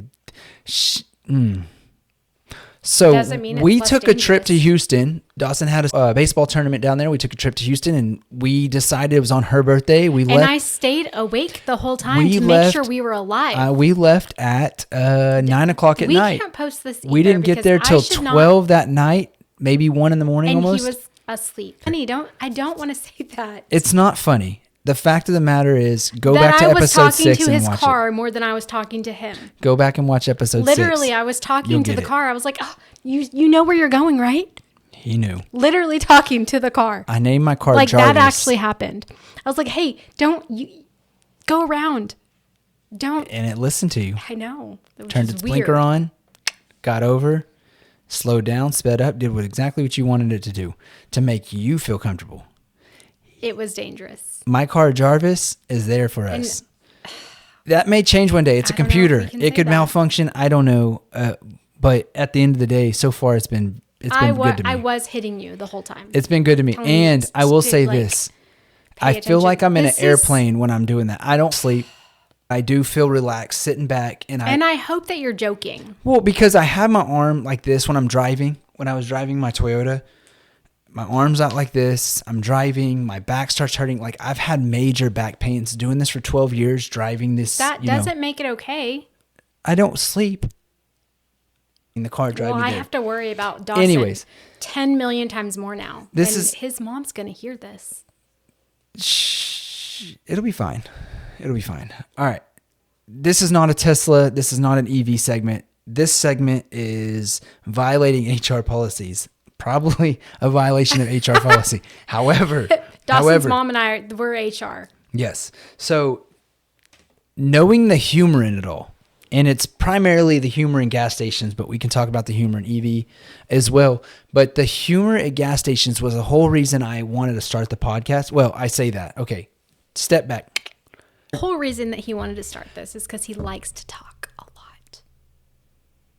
I mean, I do like to And talk. it stems from his grandfather, who It was a does. pastor, He who was a loved pastor. to talk about what he loved, which was Jesus. And I feel like you love to talk about Jesus as well. I do. We've already done But that. he knows a whole lot, and he's learned a whole lot because he's decided to become not only the owner of this company that has to do with petroleum and gas and This is your teacher voice. calibrating it. This is not what we talked about in the first episode. But then you became a part of the committee of our state because, you know all the laws. It's a board. Not Whatever. a committee. Don't take this from me. And then No, it's a work group. TDLR now work group. he wants to talk about just something that he knows a lot about, which is this. This podcast, Fuelish behavior. It's not about the foolish behavior. It's about what foolish behavior Then why represents. is it called foolish behavior? Because we act foolish. That's what we... Foolish? Yeah. Well, Okay. Fuelish is the pun of foolish. But Which we you do came work up in with? fuel, so it's fuelish behavior. Yeah. And So cool. we do funny stories. If you've watched any of the other episodes, you'll catch I've a lot of those watched funny all of stories. them. Not you in general. I'm talking to the camera. If Okay. I'm over here. The camera, the people watching this, if they watch these episodes, they'll see kind of some of the funny stories that we had. It's pretty funny. I can play some B-rolls on that if we wanted to, but What? of the funny stories. What? The feet one. I can't get over the feet one. The what are you talking about? Mikey is filming him working. He's like, hey, I'm pumping fuel. And he's sitting here pumping fuel over here. And he's videoing the screen. And he pans down. And there's 2 feet just sticking outside of his truck. That was in Hunter's episode. I think I played that. Okay. B-roll. But it's just... But what's the rule? What's the rule? The B rule? B-roll. B-roll. What does that mean? B-roll is when if I was to put a video so you can hear our voice talking, but it shows like something else on the screen. That's called a B roll? B, like the letter B? B, and roll, like a What does fruit the roll B up. stand for? This isn't a math class, okay? We're going to move on. I don't understand. I don't know, and I don't even know what that has to do with math. But at the end of the day, I don't know. It's a B roll? It's called a B-roll. I don't know. Like a roll I didn't make it or up. a rule? Roll up, like fruit roll up. But roll. a B roll up. No, not a roll up. B-roll. A B roll. Look it up. If y'all have a question about it, like she has a question, I'm going to make her look it up after this episode. B-roll. That's what it's called. And I that's don't know what why. when he was pumping. It's when you're filming something and you're talking, they can hear our voice and there's like a picture. Like if I'm talking about our fact sticker, I'm going to plug this in real quick where I can put our fact sticker here. So I'm talking about our fact sticker. It's going to show the fact sticker now on there. no one knows and what that is. Fact stands for frequent,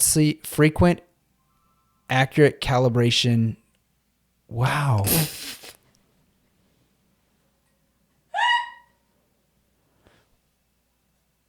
What does the T stand for? I made this up. This was my thing. I know. Frequent accuracy calibration. Technique. No, not even a little bit.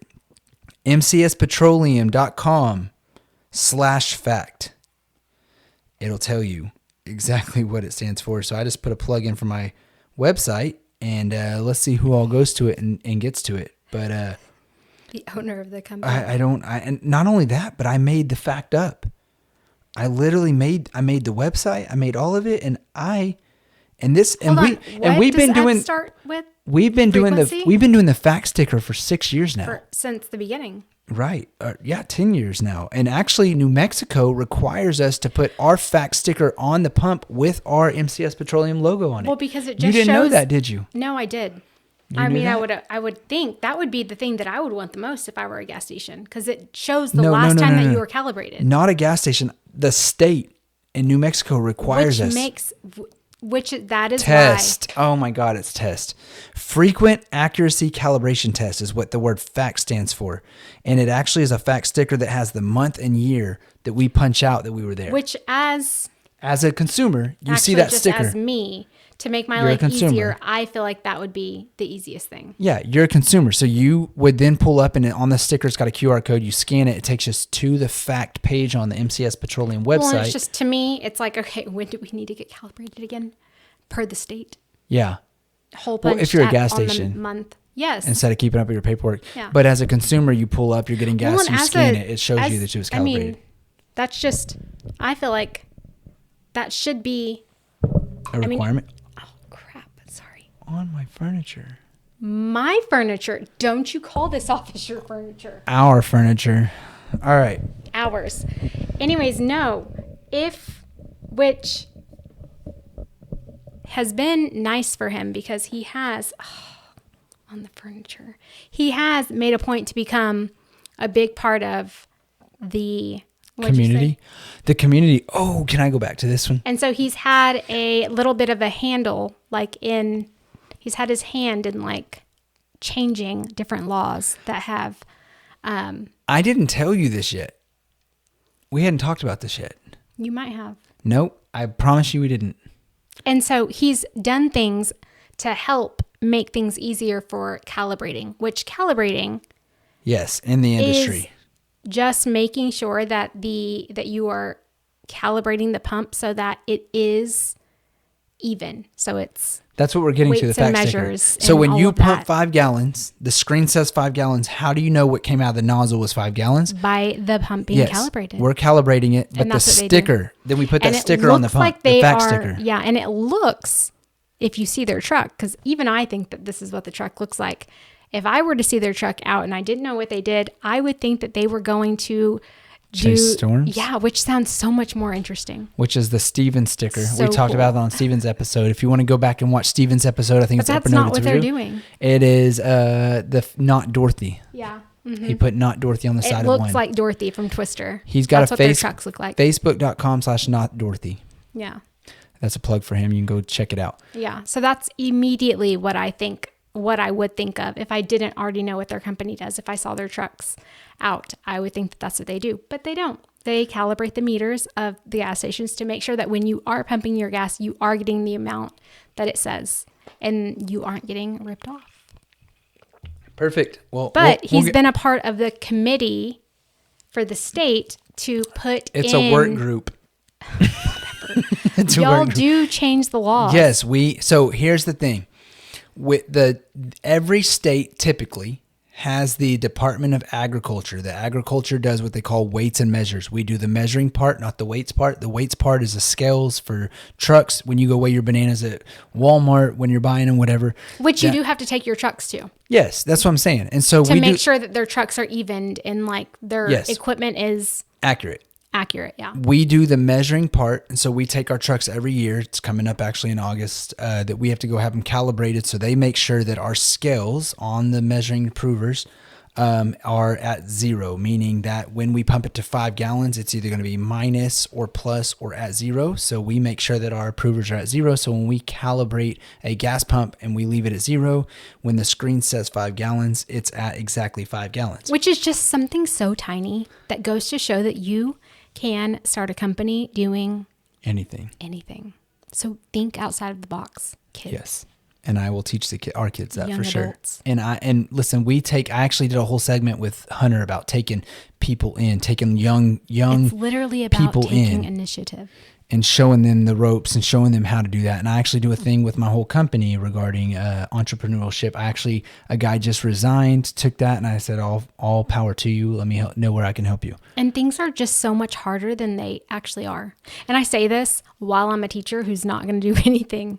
Can I go back to the community real quick? Be a teacher. I have no desire. Can I go back to the community real quick? Those of you who do and are not worried or scared. Watch her face real quick. So I just did and this is my second one for Watauga. The first one, the city manager and the mayor came and did a episode with me about what my business does. Didn't they just do that? It's the second one. I'm getting in the first one real quick. But when was that? The other day? Yes, it was just last week. And so we did this. You never even said how that went. You didn't ask. You didn't say that's a big deal. You took my camera. Don't even start. So anyways, during COVID, did this episode, and it didn't go off well because I'm not a face diaper person. And so I didn't have the mask on. They did. And a lot of people had put that on here. Judgment of that. Number 2, this one, we're outside of all that, everything. We did the shoot. This time, instead of everybody being in the episode, it was just me. I haven't seen it yet. I'm very nervous because I wasn't feeling well. I wasn't having the best day. And so I was kind of off. And if you've ever seen an episode, hopefully you can see me. I feel like I'm kind of on today. Whereas the other ones, I'm not so much. I'm kind of off. And so we had this episode, or we had this shoot, and I did it. But in between the shoots, I was talking to the people who came from the city to do this shoot, and the election's And why were coming they up. shooting you? To kind of talk about my company, talking about the community, why I chose the community we're in, why I chose the city we're in, what we do for the community, different things, how we contribute, different ways. And so in between shoots, they were talking to me. It got my brain running because I actually thought about doing this in the city that we live in, because we live in a different city. But the mayor position may be up for Watauga. I know. I said the same thing. And He's I said, always said that, and I've said, I don't have the time or energy for mayor. And if I you did, would make the time or energy, I know. But and if I would I did, not let you. I know. But if I did, yeah, People are going to hate me for that, but that's I fine. just would That's not fine. want you to. Let's go back to topic 1 in authority. Well, we can touch base on that. But however, listen, I will take your I don't want people input. to not like us. No, I will take your input, right? Which is why Hey, I'm listen, letting it you know what? okay with this, right? We talked to my Nana, and actually she was talking about how my grandfather became a preacher, and she said absolutely not. He became a preacher of 30-something years because she knew what it took to be a pastor's wife, and she said, I can't live up to that standard, and she did it for 30 years. She's still. Yes. So for you to say no and fear and to just let it happen, however, I'm not saying I'm even doing it. Now, I will say, if I was to run for mayor, it would be for... You would never. It would be Stop. for our community and not my office's community. And I don't even know if somebody could be mayor in 2 communities at one time, 2 cities at one time. However, just a thought and something funny. Not funny. Anyways, all right. You have nothing. No. Okay. I have too much on my plate now.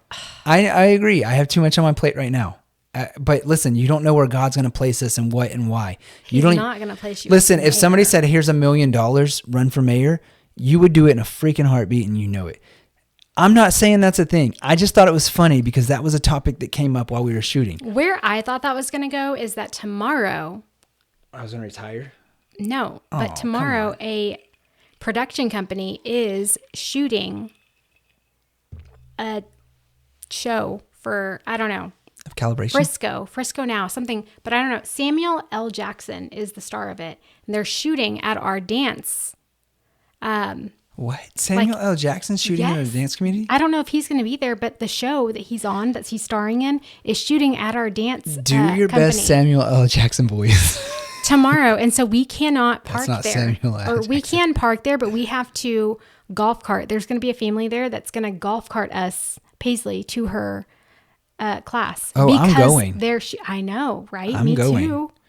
No, apparently you had to apply. We're going to do Yeah, so we go to All-Star Dance, and they're amazing. Do your best Samuel L. We're going to get into All-Star Dance, but I want to know your are? Yes, I want to know your Samuel L. Jackson voice. I don't have that. Nobody, I think, could ever do that. I wouldn't even know where to start. Listen, I know a lot of people that do voices, and I've never heard anybody do That's where I thought that his was going to voice. go, is that someone came and filmed you. When would I ever say Samuel L. Jackson in my No, story? just filming. You think he would do my... I didn't know you were going to go to being the mayor. You're not doing that. You don't know. We're not doing that. Okay, so we're going to get back to this because this is like incredible. I did not know this. You just made my mind went all kinds of different. That's great because you just led into Samuel L. Jackson, and I did not know that, and that's something I would feel like tomorrow. You had to apply and then be a part. You had to be. Why didn't you apply I don't me know for if you that? had to audition. It doesn't say that you had to audition. But Only they kids? had to accept you. No, it's just that it's in our parking lot of All Star. So our parking lot is going to be closed down. There's only like a storage building, dance, and a jiu-jitsu. They just recently added like this RV storage place. Yeah. Which is really cool looking. It's before the dance studio. Apparently there's this new studios that's like a production studio that's really cool. That's in Alliance, and it's with Hillwood. Yes. I don't know. I know what I'm saying. I don't know. It's called SGES, I feel like. In Alliance. And that's far from us. What? Alliance is like that way where our dance is right here. Alliance is literally right there. But why and would they do our dance is literally right next to it. But why would they do it in 2 storage buildings? Because there's sometimes that you have to shoot inside the studio and sometimes you have to shoot outside. So the studio is at this storage This unit. place called like Frisco Now. That's the show. Mm-hmm. Samuel L. Jackson is starring in it. And they're shooting at that new RV place that's right next to our dance studio. I know that. They're shooting that tomorrow. And so Who can go there? Can we go there? Well, I don't know. I'm going to go. In order to be a background, what's We're it called? going. An extra? A We're background going. extra? And you hopefully had our to next apply episode, we're and going to get have Samuel accepted. L. Jackson on this. But tomorrow... Wait a second. Oh, damn it. Which I'm getting Samuel L. Jackson I and think Morgan is so Freeman cool. mixed I'm sure so many other dance moms are probably like, that's annoying. Hold on. I just got Samuel L. Jackson and Morgan Freeman mixed up. I knew you did. Dang it. But they are. Oh my God. Because he's doing That's another episode racist. too. No, it's not a racist thing. Listen, Samuel L. Jackson, okay?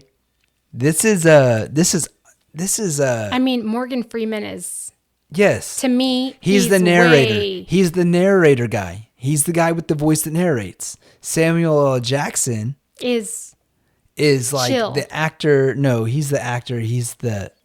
I mean, I will always relate Morgan him to Freeman is... the Avengers. Morgan Freeman, though, is a badass. But he's the voice. He's the voice. He's known no. for his voice. Absolutely. If Morgan Freeman is Okay, that changes rescuing everything. me, I would rather him rescue me over Samuel You're L. getting them Jackson. mixed. Nope.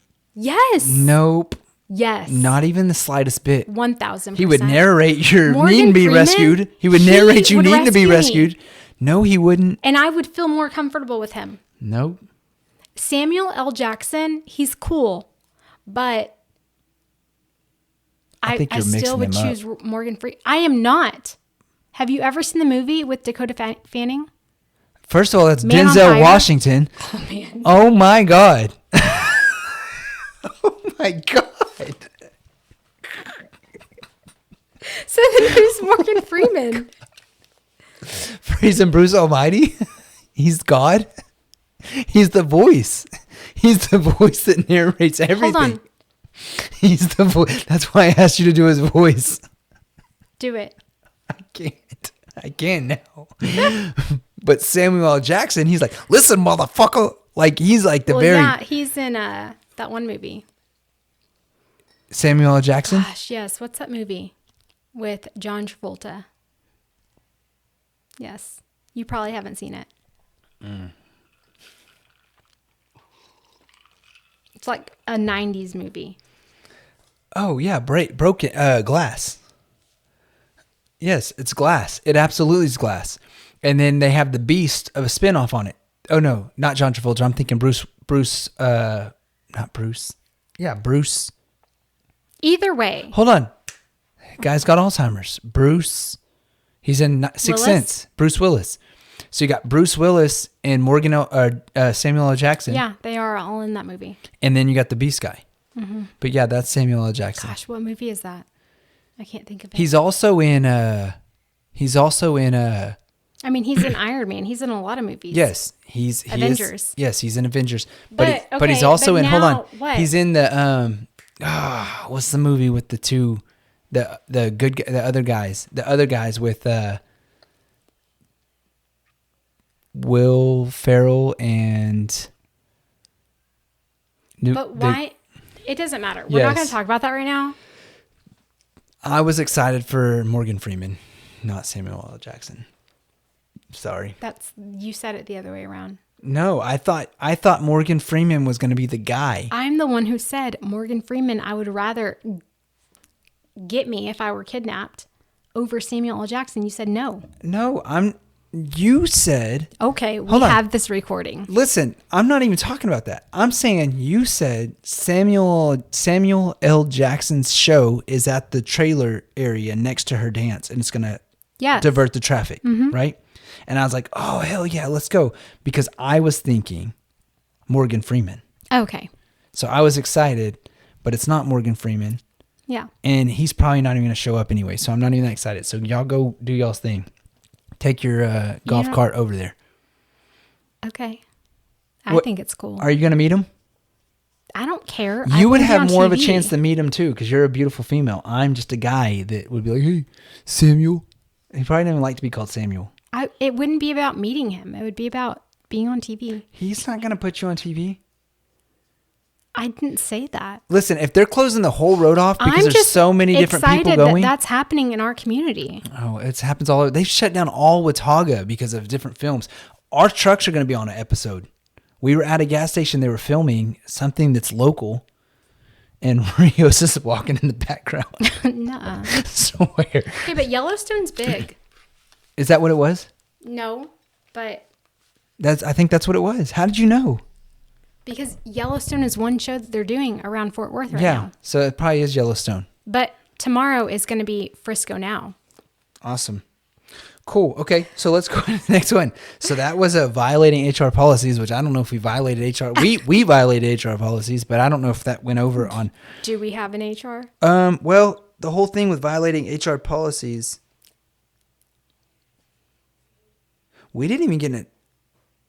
Yeah, we did. Fuelish baby. Okay, midlife crisis, violating HR policies. So that was the story of the podcast. So we just talked about the story of the podcast. So that's good, right? Or do you have anything else on the podcast? Just spreading knowledge, talk about funny stories that happen on gas stations. And then, of course, crisis. Samuel L. Jackson. It was not a midlife crisis. Kind of. Topic 2, educationally unqualified, mechanically experienced. This is the knowledge and humor of the gas station. I feel like the lights are blinding my eyes. Talked about my eyes look little. We talked about I want my eyes to be big. We talked about why we started the podcast. For spreading knowledge and then, of course, sharing stories. We shared one of the stories with the feet hanging out of the dispenser. Go back and watch some of the other episodes. There's some really funny stories about ghosts, stories about homeless people. I laugh because some of the stuff that would happen with the homeless people of us on site is kind of funny. There's been some really cool sentimental moments with homeless people. I gave a guy $10 a day. Yeah. He said he was a Marine but Corps. But you don't sound like that. He was a Marine Corps sitting on the side, and I have a big heart for veterans. I don't know why we don't take more care of our veterans. My cousin came and worked for us, and I specifically trained him just because I went out on site with him, and I watched him walk across the whole parking lot to go tell a veteran that was wearing a Vietnam hat, "Thank you for your service," and I picked up on that. Actually, we went to my brother-in-law's wedding, and I actually got to do the wedding. I was the officiant of the wedding. I got to do it. My first time ever. Was a big, very cool experience, and I'm happy they took it. And I hope I fulfilled my duties for them. You did. And so there was actually a veteran there. He actually wore his suit.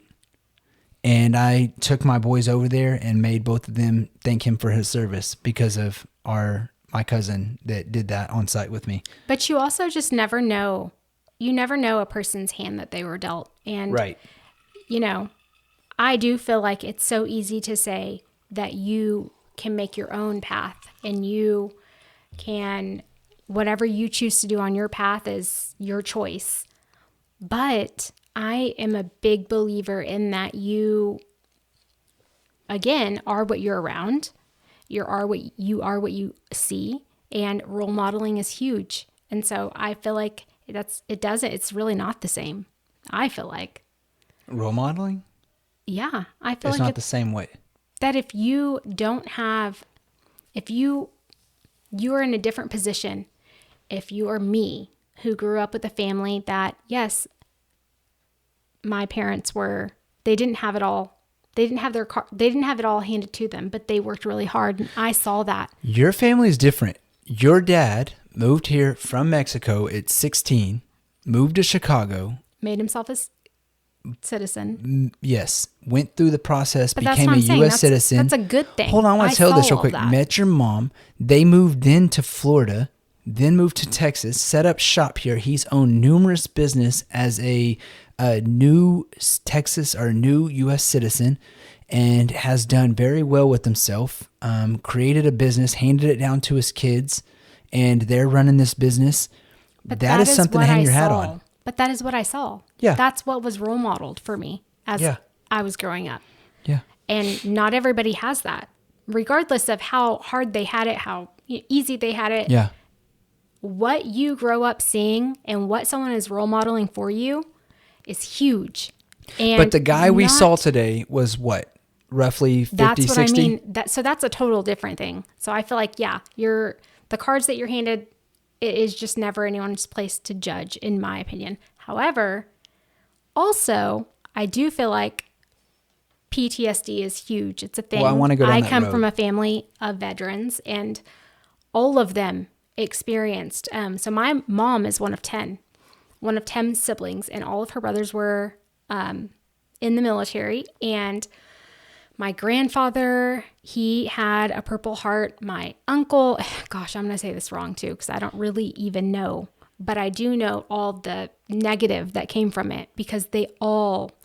mental so many of instability. my uncles that went through the Vietnam War and well, that's what I was going to say. suffered through The 60, 70-year-olds that we're dealing with has gone through so many different wars. And so we're in wars now. And I don't know what, in 40 or 50 years, imagine. what are and I'm not naive, so I do know that there's probably so many people that are on the streets saying that they're vets when really they just are not going to use. But it doesn't even matter, in my opinion.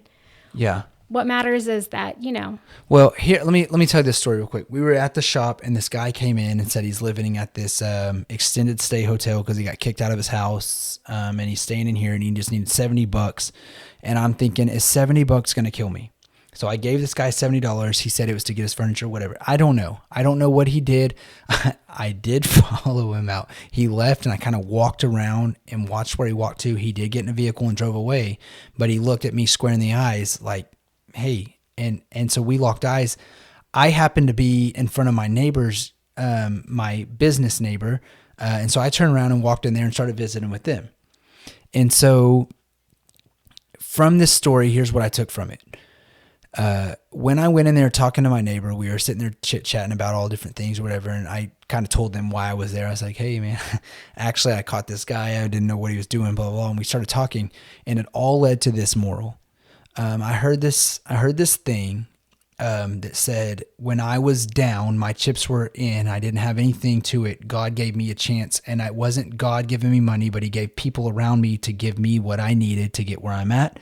So who am I to judge, when somebody comes in saying that? If you have it, give it, and you'll get rewarded for it. And I 1000% believe that.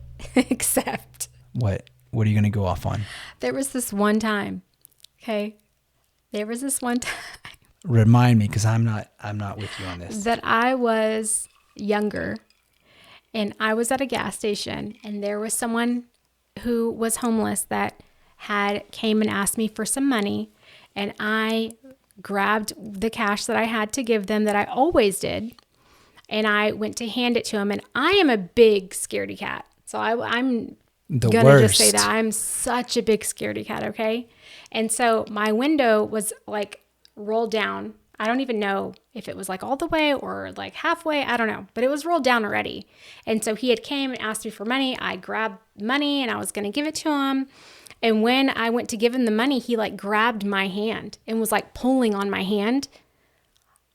When I say I've never been so scared in my whole life, I was like, no, please. Like terrified. Was trying to roll my window up. He was kind of grabbing my hand. I don't know. I can't even tell you what happened after that. Other than that, I was just like rolled my window up, gave him the cash, and like left as quickly as I can and as I could. And it terrified me.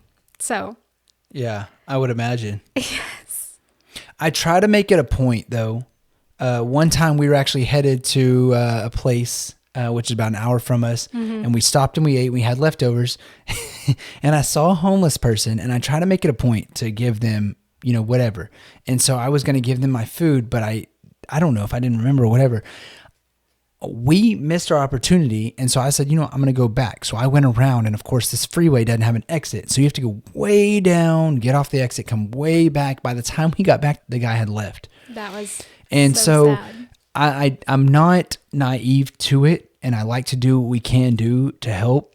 Well, and it's just when your heart feels like, yes, you need to give, then. But when you have instances like that, it's one of those things. The bad apple ruins the bunch. And it just sucks. It sucks for the people. I think we're going through that now as a country, that you have these bad apples, maybe few, maybe a lot. Is with everything. Yes. And it ruins the bunch, and you just don't know who is what and what is when. But one thing I know is we all are in for it for ourselves, and you better do what you can and be one of the good guys where you can hand out and do what you can. And you never know.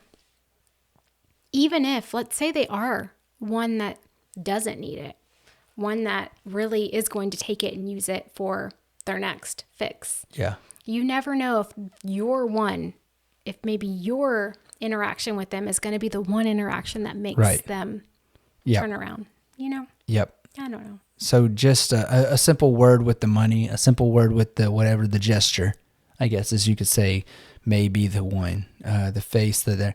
You'll never know what you impact. Just do what you do and let it be what it is. Okay. That was topic number 2. No, it was not. Oh my God. That was, guys, please. Educationally unqualified, mechanically experienced. That was the knowledge and the humor of the gas station. So this kind of stuff that we dealt with. And 4. So then we're at 4. we already started. It doesn't go to 4. None of this goes to 4. We have 3 segments and 3 topics. Okay. There's not a 4 even in this. I'm either going to seem really dumb. Okay. Or... Topic number 3. This is still segment 2, but topic number 3. 6 episodes deep, so you can say it's getting pretty serious. So where do we find time?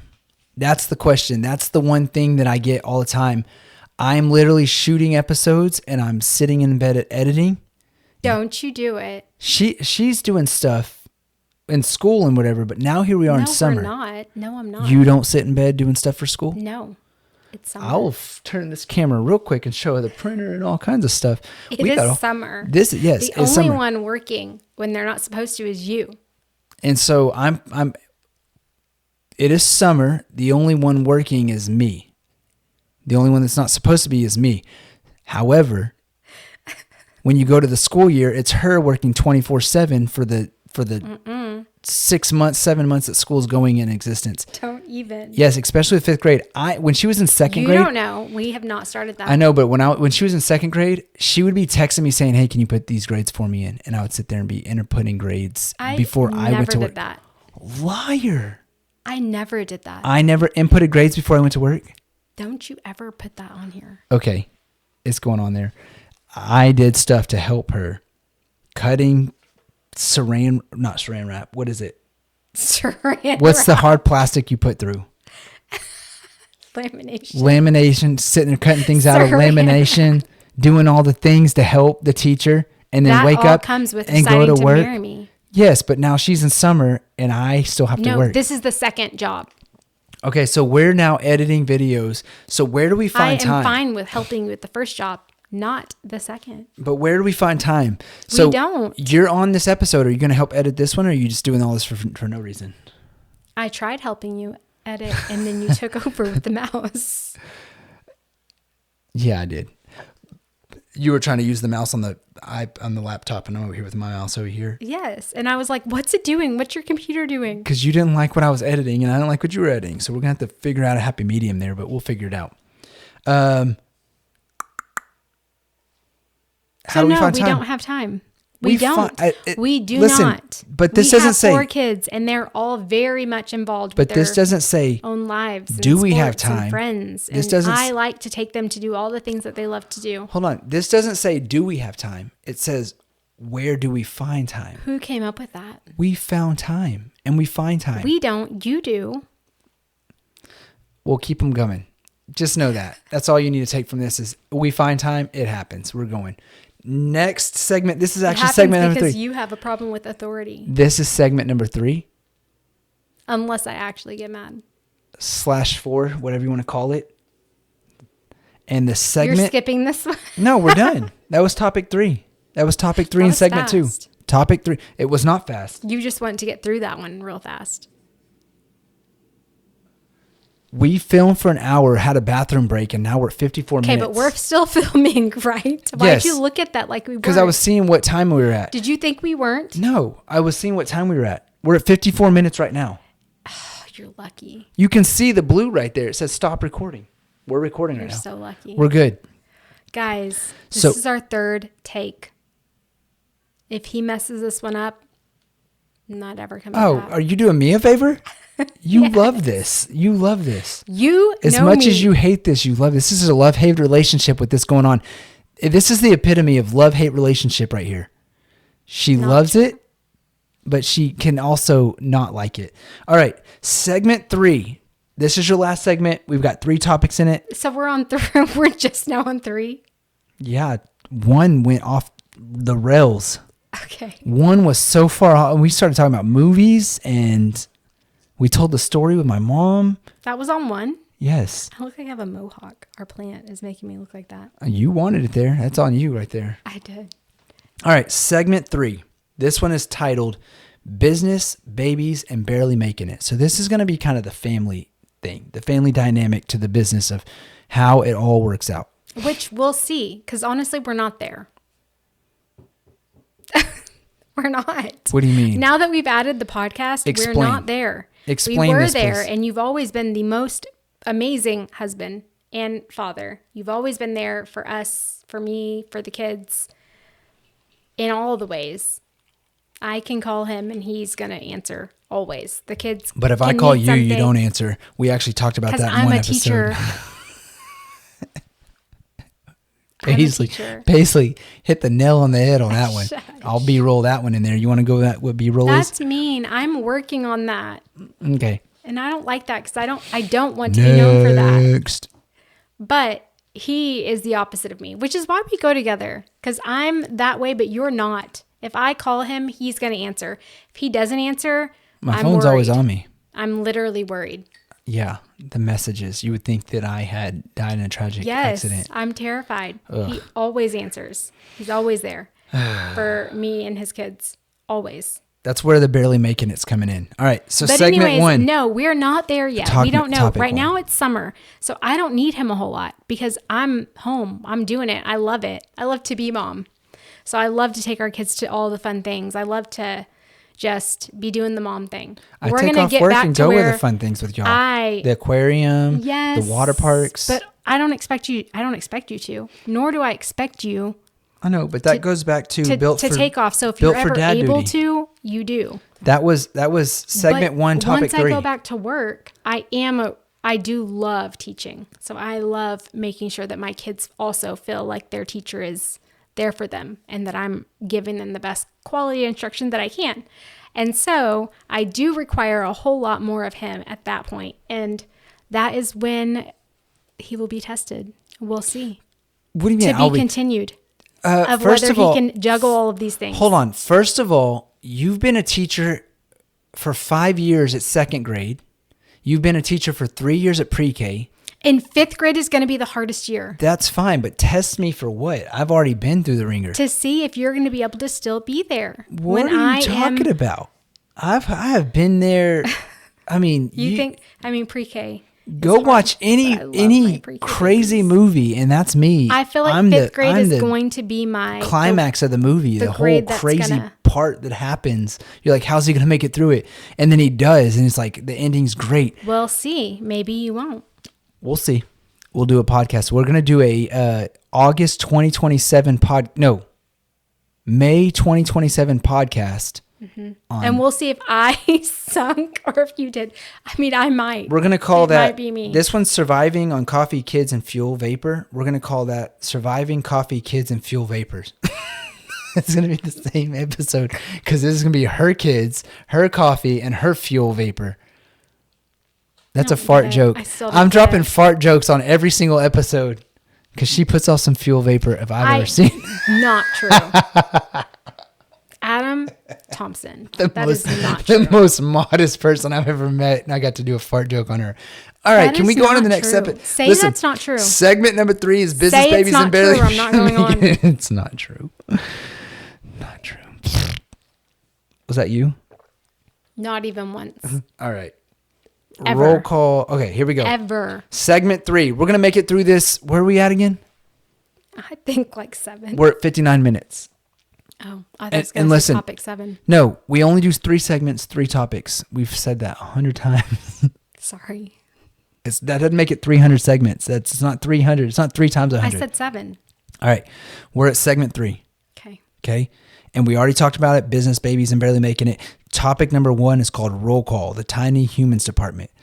The kids' names and ages, we've kind of talked about them. We have Paisley. Paisley really, Joe. it starts with Natalie. Oh, you want to go? I was going to go youngest to oldest. We can do, okay, we got Natalie. 21, almost She's 22. 21, be 22 in October. We've got Kobe, who's 15, will be 16 next April. Actually, I have to take him to get his permit. He's about to start driving. Wednesday, which I'm really worried about because We'll throw him in the Tesla and put it on auto drive, and he'll learn how to drive really quick. Stop. We got number 4. He would love that. Or number 3. Not happening. We got number 3. We got Dawson. He's 12. He'll be 13 going in. I feel like you April. don't know our kids' ages. I'm saying it. Barely. And then we got number 4. If anything, I said 3 and 4. We got number 4. We got Paisley Joe, who is 7. She'll be going on 8 in September. Yes. Is that all right? Yeah. Yeah. You just seem so unsure. I'm positive. 4 kids. I say it constantly. They're on my insurance. I have to freaking relay that over and over and over again because insurance is wild how they do that. Yeah. We have a busy life. Only I feel like it's not as busy lately. And then we've got, of course, my Natalie, wife, Amanda Thompson. She just turned 40 this year. Thanks.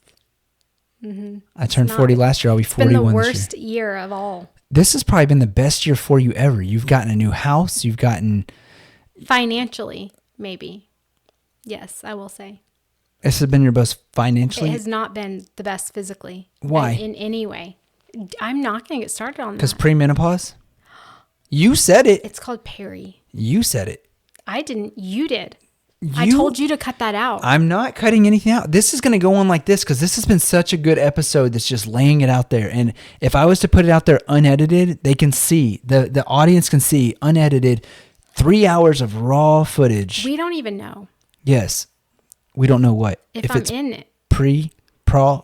what'd you call it? Peri. Perimenopause. There was a book at Target and I said, look over there, and she didn't get it. It was a book on perimenopause. I had never even... I don't know. It's one of those things, kind of like my mom's name, Mona. You just don't recognize it until it's there. I don't know it. I don't understand. Yeah. But this one, she brought it up to me, and there just happened to be a book. Whoosh, and I'm like, hey, look, there's your book. She didn't get it. Mean. I'm over here buying some wart remover because somebody gave me a wart that I had to freeze off.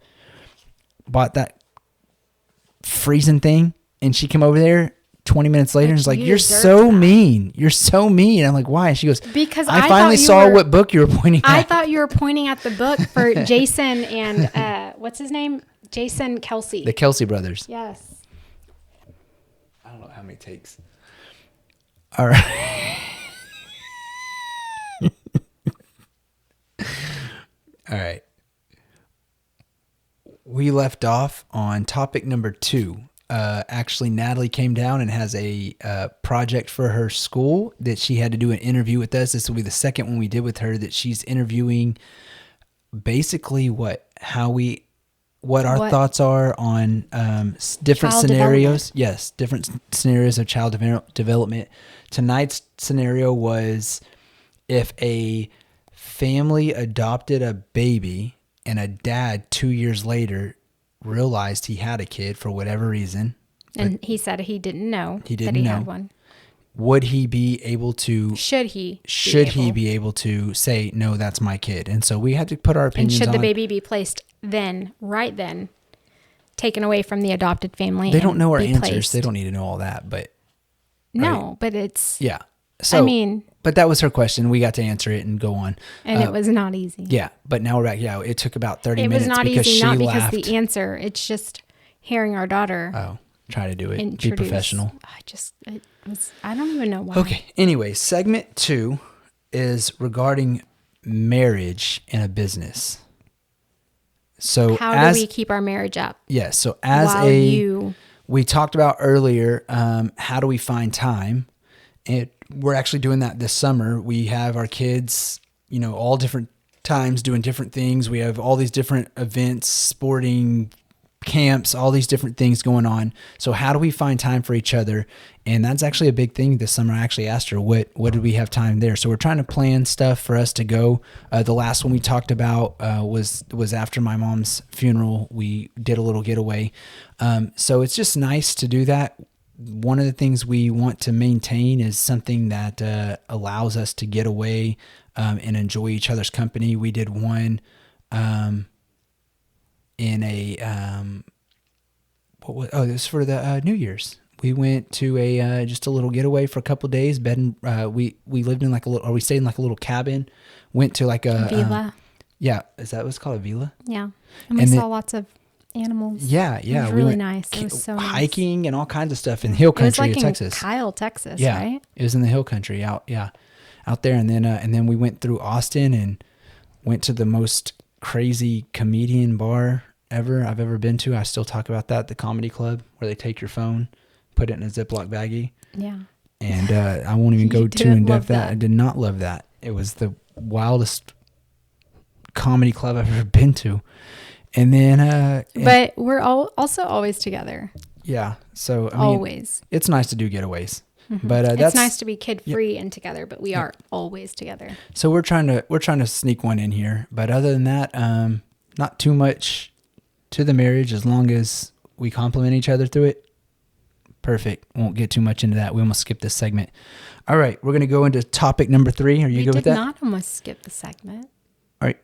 Are you good with topic number 3, or you want to stay in topic number 2? Yes, I'm good. Okay. We're good. Topic number 3, finding the humor in it all. Mm-hmm. This topic is being able to enjoy, embrace, and not let the small things get to you. Because one thing we've learned in this podcast is life goes fast, and we don't have time to dwell. We don't have time to let things dictate where we're going. I think that's the devil trying to do things. So if we can grab and move on, and it would be make it just good. Which you saying that is really great therapy, I guess, for us both, because I feel like what you just said is opposite of what we both do. I do feel like we dwell, and I do feel like I feel like everybody kind of dwells. Yeah, I'm not preaching to myself here. I'm just kind of in general saying this is what we should do. Okay. That's the topic. So the lines that we're going to follow before we end this is the obstacles of life. And in our life, it's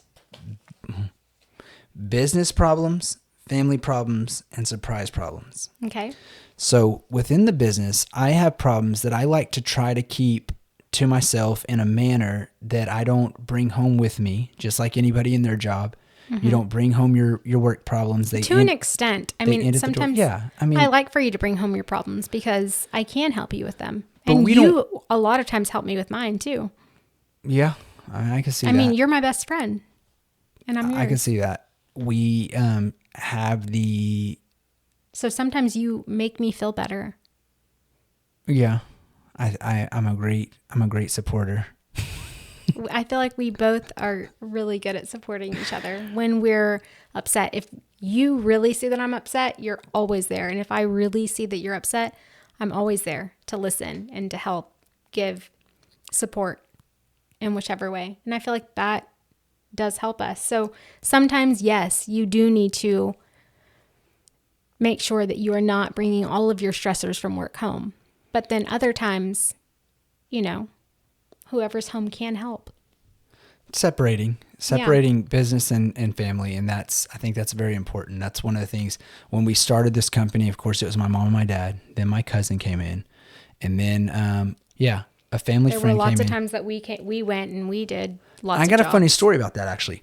We actually had told it with Jerry when Jerry was on the episode, where we went up and we watched a storm blow in, and it was about 80 degrees and it dropped to like 20 something degrees and it snowed on our way home that week. In Kansas? Yeah, that particular week, my mom went with my dad, you went with me, and then it was Jerry and Jerry rode together, and we went down there and tag teamed it and came back, and it snowed the whole way back. The Well, and we irony. calibrated. Yeah. When was the last time you calibrated? Honestly, I think it was when I trained Paul. I think I personally trained Paul, When was which I that? talked about earlier, that I had trained Paul and he walked off while I was training him and went and thanked a service member. And you loved that. Yeah. You've always mentioned that you loved that about him. Yeah. But when was that? That Paul? Oh, shoot. I don't know, 2 years ago, 3 years ago, something like that. Yeah, but yeah, I don't know. We actually have trucks come to the yard, that will come to our yard and we calibrate there.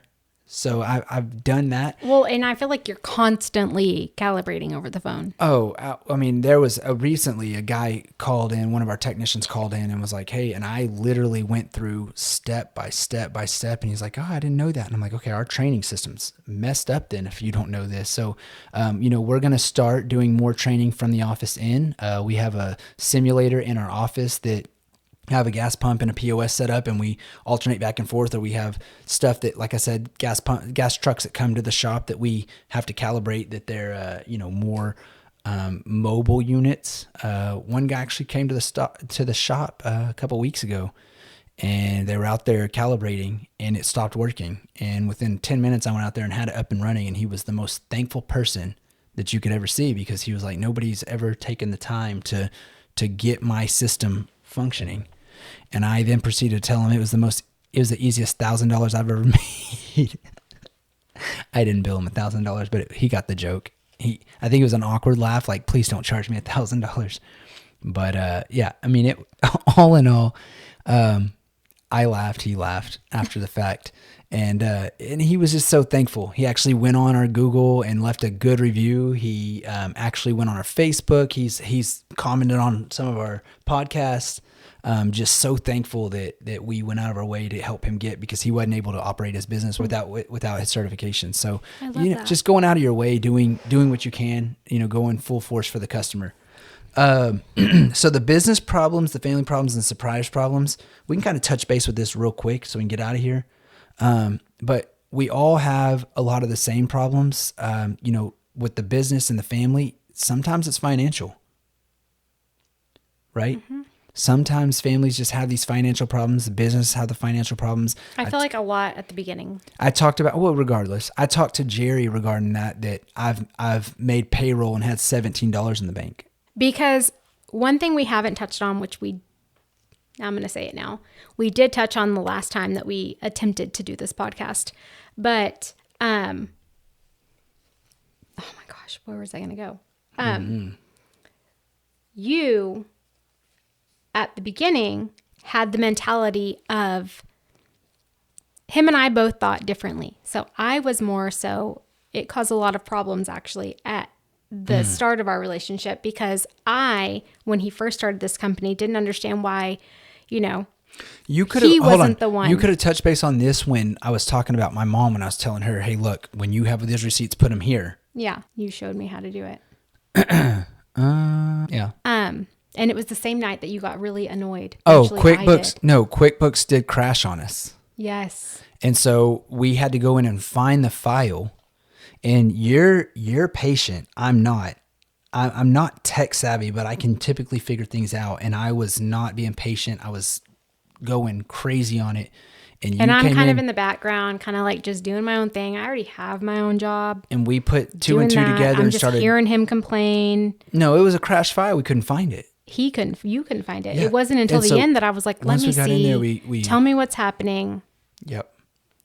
And but it's the same as literally our lives.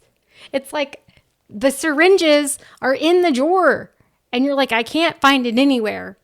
And then I go and I show you where it's at. You didn't kind of like that. Paisley come walking in the kitchen with it, and I couldn't tell you where they're at. Because I gave them to her. I still couldn't tell you where they're at. Anyways, it was kind of like that. So anyways, but businesses and families both have downfalls. Going through things is part of life. The trick is to rely on God, that you'll be put in, as long as you work hard, things will fall in place where they need to fall in, and you can just follow that, move forward and keep going, and just continue with hard work. I believe I actually just saw a whole sermon on that it's not it's not that you have a downfall, but it's those who work hard through it are the ones that are rewarded. And so that was just a good... Be 1% better every day. Just work on... Yeah. Yeah, absolutely. Yep. Just be better than you were yesterday, even if it's a little bit. Yeah. You have the knowledge from yesterday that had its pitfalls. Just try to be that much better. Which is so much easier in my mind said than done. It is, but that alone, but that's why we go well together. That alone is a pitfall.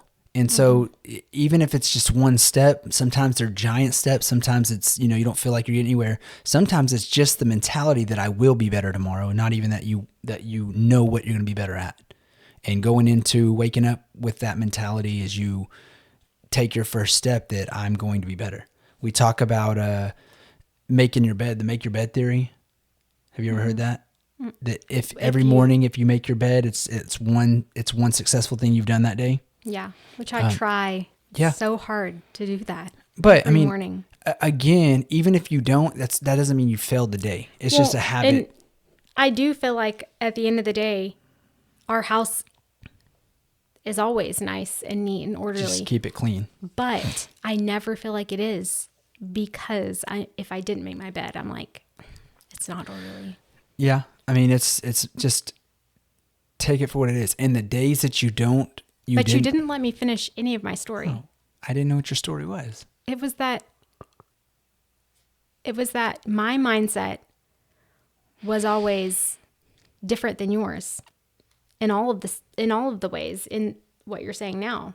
It's that when I first saw you start a company, I thought it was a matter of you doing it, you doing all the things, then eventually other people doing it. Whereas like me do the work. Your mindset was long-term, was much more long-term. Give everybody the work while I'm able to grow the business. Well, because you were growing more of a corporation, maybe? You were growing something bigger than what I...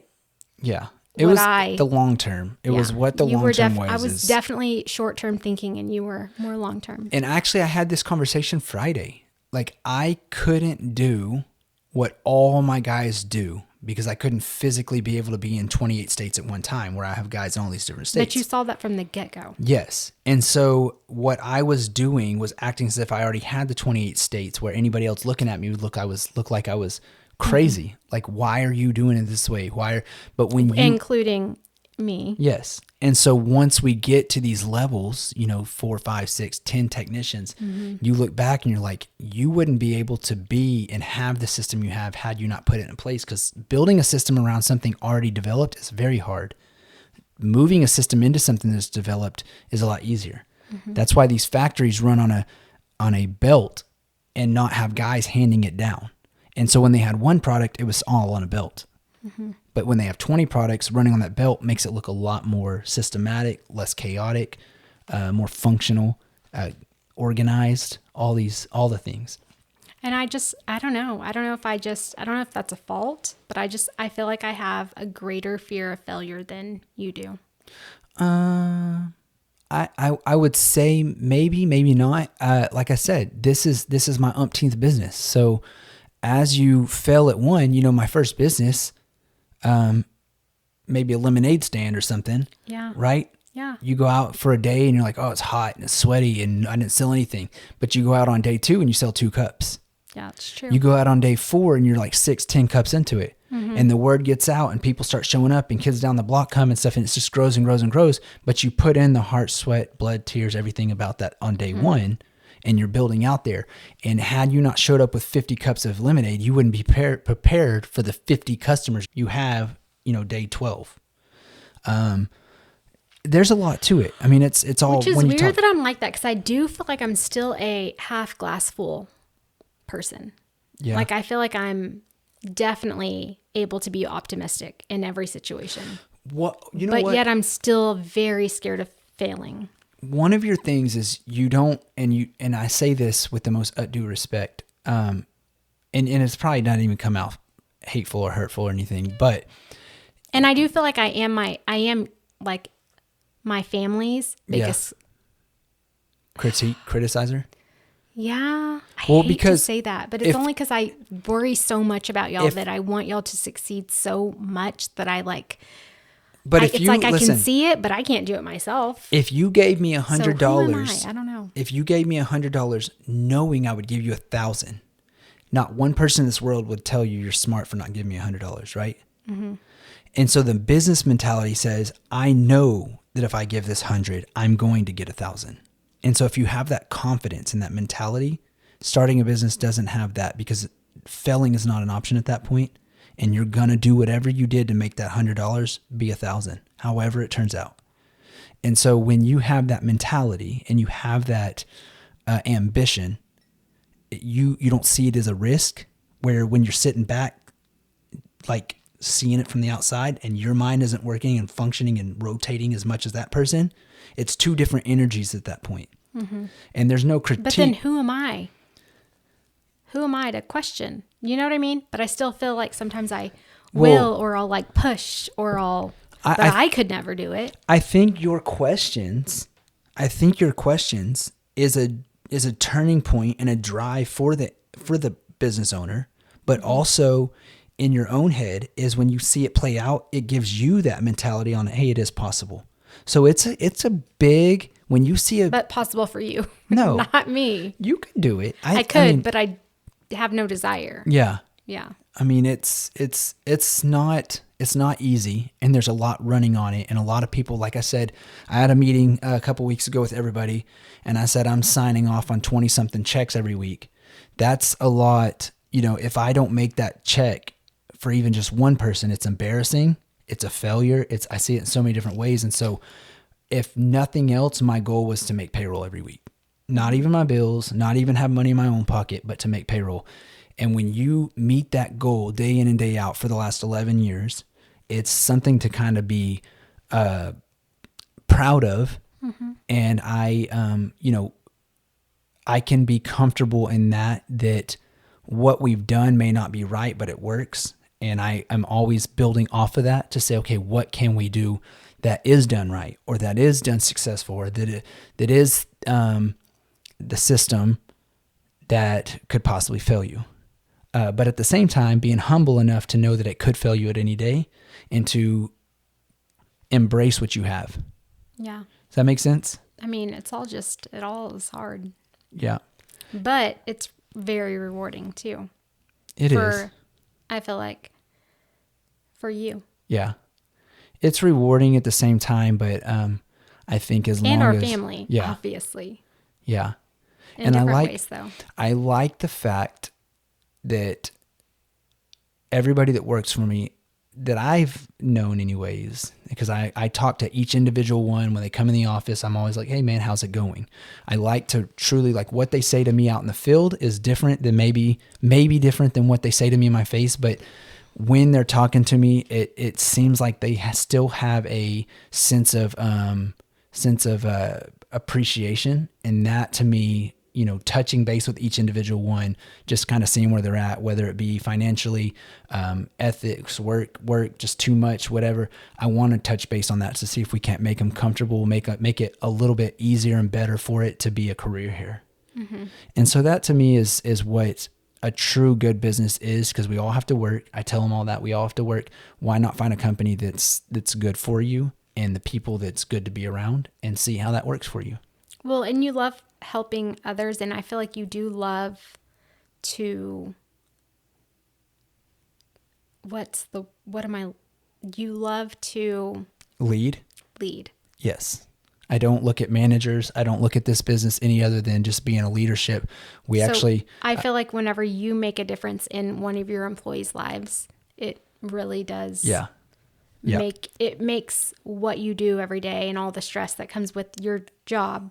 And I've paid car payments. I've paid rents for apartments. I bought groceries. I've, different things that we're blessed to be able to do. And I guess if you don't pass your blessings on, what truly is a blessing, other than, just greediness. And so I like to help spread and be what we can be for anybody in the community. When you can, yeah. Yep. Do you have anything else?